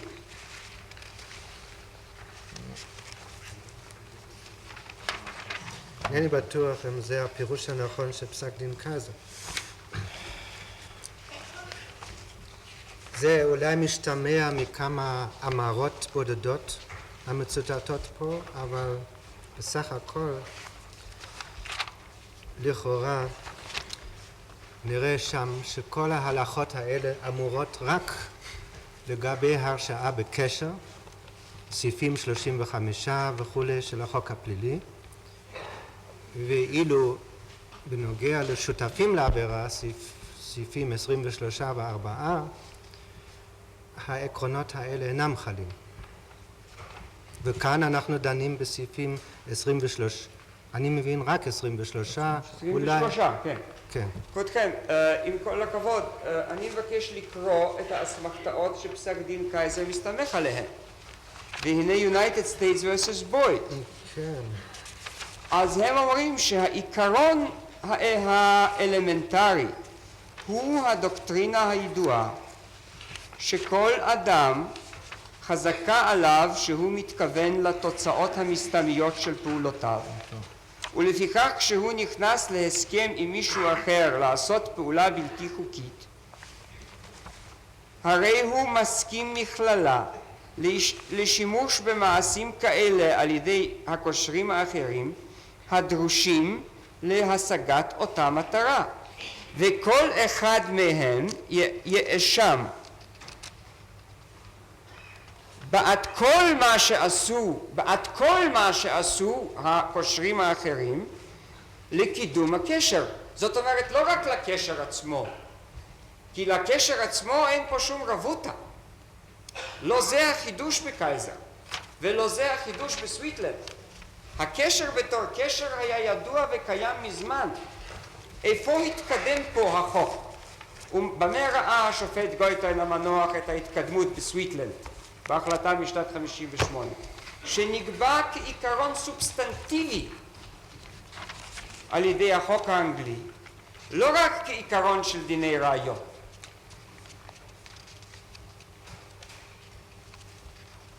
שהקושרים אחראים האחד למעשה השני מכוח כלל עצמאי שבדיני הקשר, להבדיל מפרק ה' של פקודת החוק הפלילי. כלומר, אפילו אלמלא היה פרק ה' ואלמלא היו לנו כל הסעיפים של שותפים וכל ההלכות המסתעפות ממנו, היינו מכוח דיני הקשר הפלילי עצמו. זאת היא ההלכה הנקבעת. היינו צריכים לפסוק כי העיקרון הזה מטיל אחריות פלילית על כל אחד מן הקושרים בעד פעולות הנעשות במסגרת הקשר ולקידומו. זה נאמר במפורש. טוב. למשל בעמוד 5.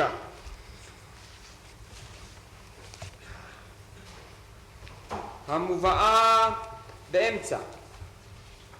דעתי היא שאין להיזקק כלל לסעיפים 23, 24, 25 שאינם דנים במישרים בעבירת קשירת קשר, אלא כפי שהכותרת מעידה בשאלת שותפות לעבירה. הסעיפים 35, 36 עומדים ברשות עצמם בהגדירם עבירה ספציפית. אנו מצווים לפי סעיף 4 של הפקודה לפרשה בהתאם לחוק האנגלי. לדעתי, לפי החוק האנגלי, טומנת עבירת הקשר בתוכה דין סובסטנטיבי של אחריות הדדית בין הקושרים, וזאת בלי קשר להלכות הכלליות של שותפות לעבירה. מותר לי לומר, המילה קשר פה עשויה להטעות, הייתי אומר בלי זיקה היה יותר טוב. בלי זיקה היה יותר מוצלח מפני שמשתמשים בקשר פה כיוון אחר. בלי זיקה להלכות הכלליות של שותפות לעבירה. הקושרים אינם אחראים אחריות הדדית למעשיהם משום שהם שותפים לעבירה במובן פרק ה' של פקודת החוק הפלילי, אלא מכוח כלל עצמאי שבדיני הקשר. טוב. מכאן יוצא לכאורה שצריכה להיות הרשעה בעבירת קשר. זה מה שאדוני אומר בפירוש שאינו רוצה. לא, אז באמת בסוף נאמר שהשופט צדק שהרשיע את כל אחד מן המערערים בפרטים של גיליון האישום, גם אם לא הוכחה כל פעם השתתפותו האקטיבית של כל אחד מהם במעשה עבירה ספציפית. או במה הרשיע? בכתב האישום כלולים, כתוב פה 14 פרטים, בשלושה מהם נאשמים המערערים בקשירת קשר פלילי לפי הסעיף 35 וכו'. והמדובר כנראה בנוגע לשלושה אלה. לא כבודו, שם הייתה דווקא השאלה הזאת שלא נזכר עניין הקשר בכתב האישום. הכללי, כן. כן. אלא נזכרים שלושה פרטים של קשר מיוחד. של קשר מיוחד. עכשיו בית המשפט אומר וחוזר ואומר את זה גם במקומות אחרים, אין כלל צורך להזכיר את הדבר בכתב האישום. והמחוקק ובית המשפט מוסיף ואומר, הנה בעמוד 4 שלנו, נשאלת השאלה האם כלל זה באמת מוגבל לדיני הראיות בלבד, או שמא לפנינו כלל סובסטנטיבי המורה שקושר אחד אחראי למעשה קושר שני בתנאי שהמעשה בוצע בזמן הקשר ולשם קידומו. אין ספק בכך שהשופט המלומד שלמטה חשב שמותר להשתמש בעדות של עשיית מעשה על ידי קושר אחד בתור עדות כשרה נגד כל יתר הקושרים מבחינה סובסטנטיבית. כלומר, מותר להרשיע את יתר הקושרים על אותו מעשה גם אם לא השתתפו בביצועו. זהו העיקר, ואני מדגיש את המילים האלה. במילים אחרות, קושר הוא בבחינת סוכן ליתר הקושרים, ודין מעשיו כדין מעשיו של שותף לעבירה במובן סעיף 24 לפקודת החוק הפלילי. אבל אין כל צורך להכניס את סעיף 24 מפני שהוא הופך לשותף כאילו סעיף 24 היה חל. טוב, הטענה ברורה עכשיו.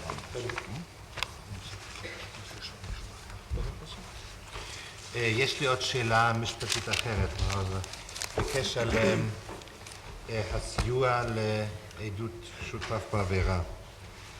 אדוני אמר לנו שפה בעניין הזה יש בכל מקרה סיוע על ידי מסמכים. עכשיו יכול להיות שמסמכים כאלה גם הם יוצאים מתחת ידי שותף בעבירה. בכדי לתת דוגמה, אם אני חושב למשל על עניין השלדים, אז יש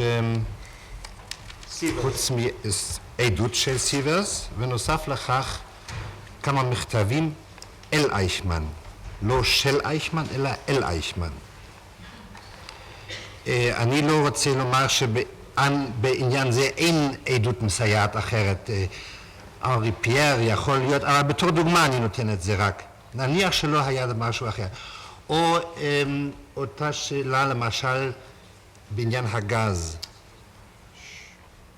בעניין הגז, שם יש מכתב חוץ מגרשטיין למשל, מכתב אל אייכמן, או מכתב ששם נזכר אייכמן, ושוב לא מכתב של אייכמן. שאלתי היא, אם במסמכים כאלה, אשר יוצאים אף הם מידי שותפים לעבירה, אדוני רואה סיוע מספיק במקרה שאין דבר אחר מה שאינני רוצה לקבוע כאן. השאלה ברורה? כן, אדוני. אני חושב שאני רואה סיוע מספיק. אני מגיש לו עדות, אדוני, של שותף לעבירה. מהו הרעיון של סיוע? מסוכן להסתמך על עדותו של שותף לעבירה, מפני שייתכן ויש לו מניעים שונים אשר עשויים להטיל דופי במהימנותו. אבל כשאני מוצא מכתב רשמי, זה כבר לא עניין של עדות של שותף לעבירה. אני מסתמך על מסמך של הרייש, על דיווח פנימי. זה לא עדות של שותף לעבירה. אני רואה, זאת היא פעולה שנעשתה במסגרת תפקידיו של וצל, או תפקידיו של סיברס, או תפקידיו של ברנט. לו הייתי קורא לכאן את וצל, ובלי מסמכים, הוא היה אומר את הדברים האלה, היה בית המשפט אומר, אבל הרי אף הוא מוכתם באותו פשע, והיכן הסיוע.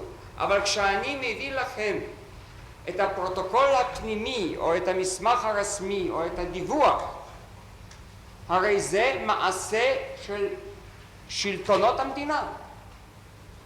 זה לא מוכתם בכתם של הסיוע הרגיל.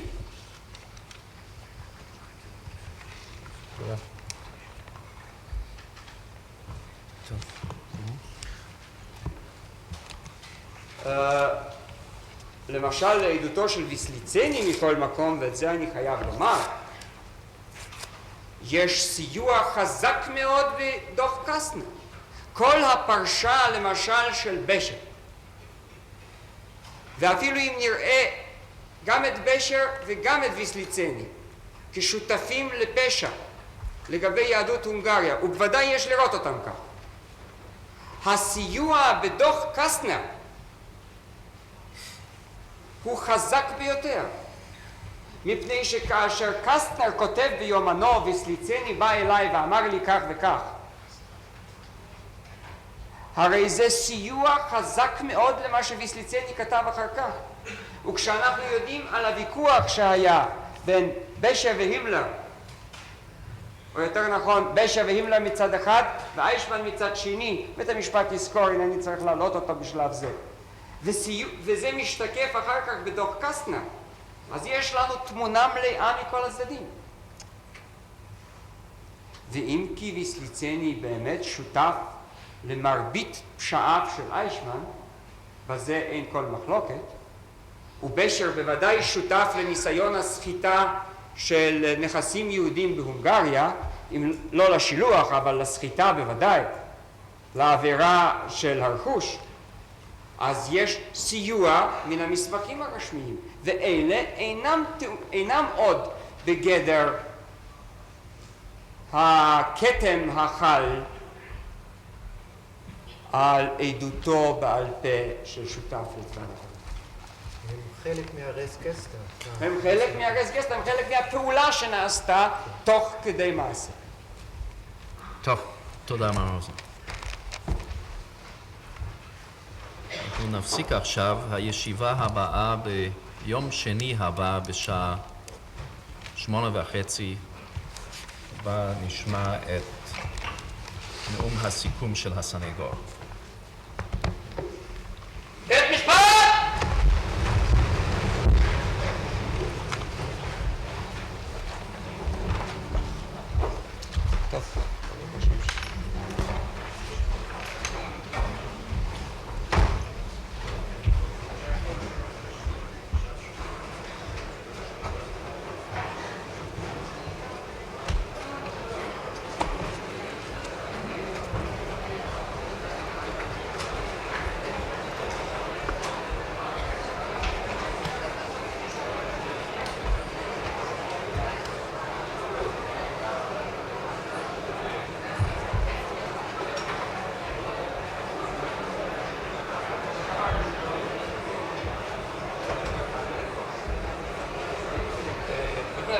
יש לך הספר הזה.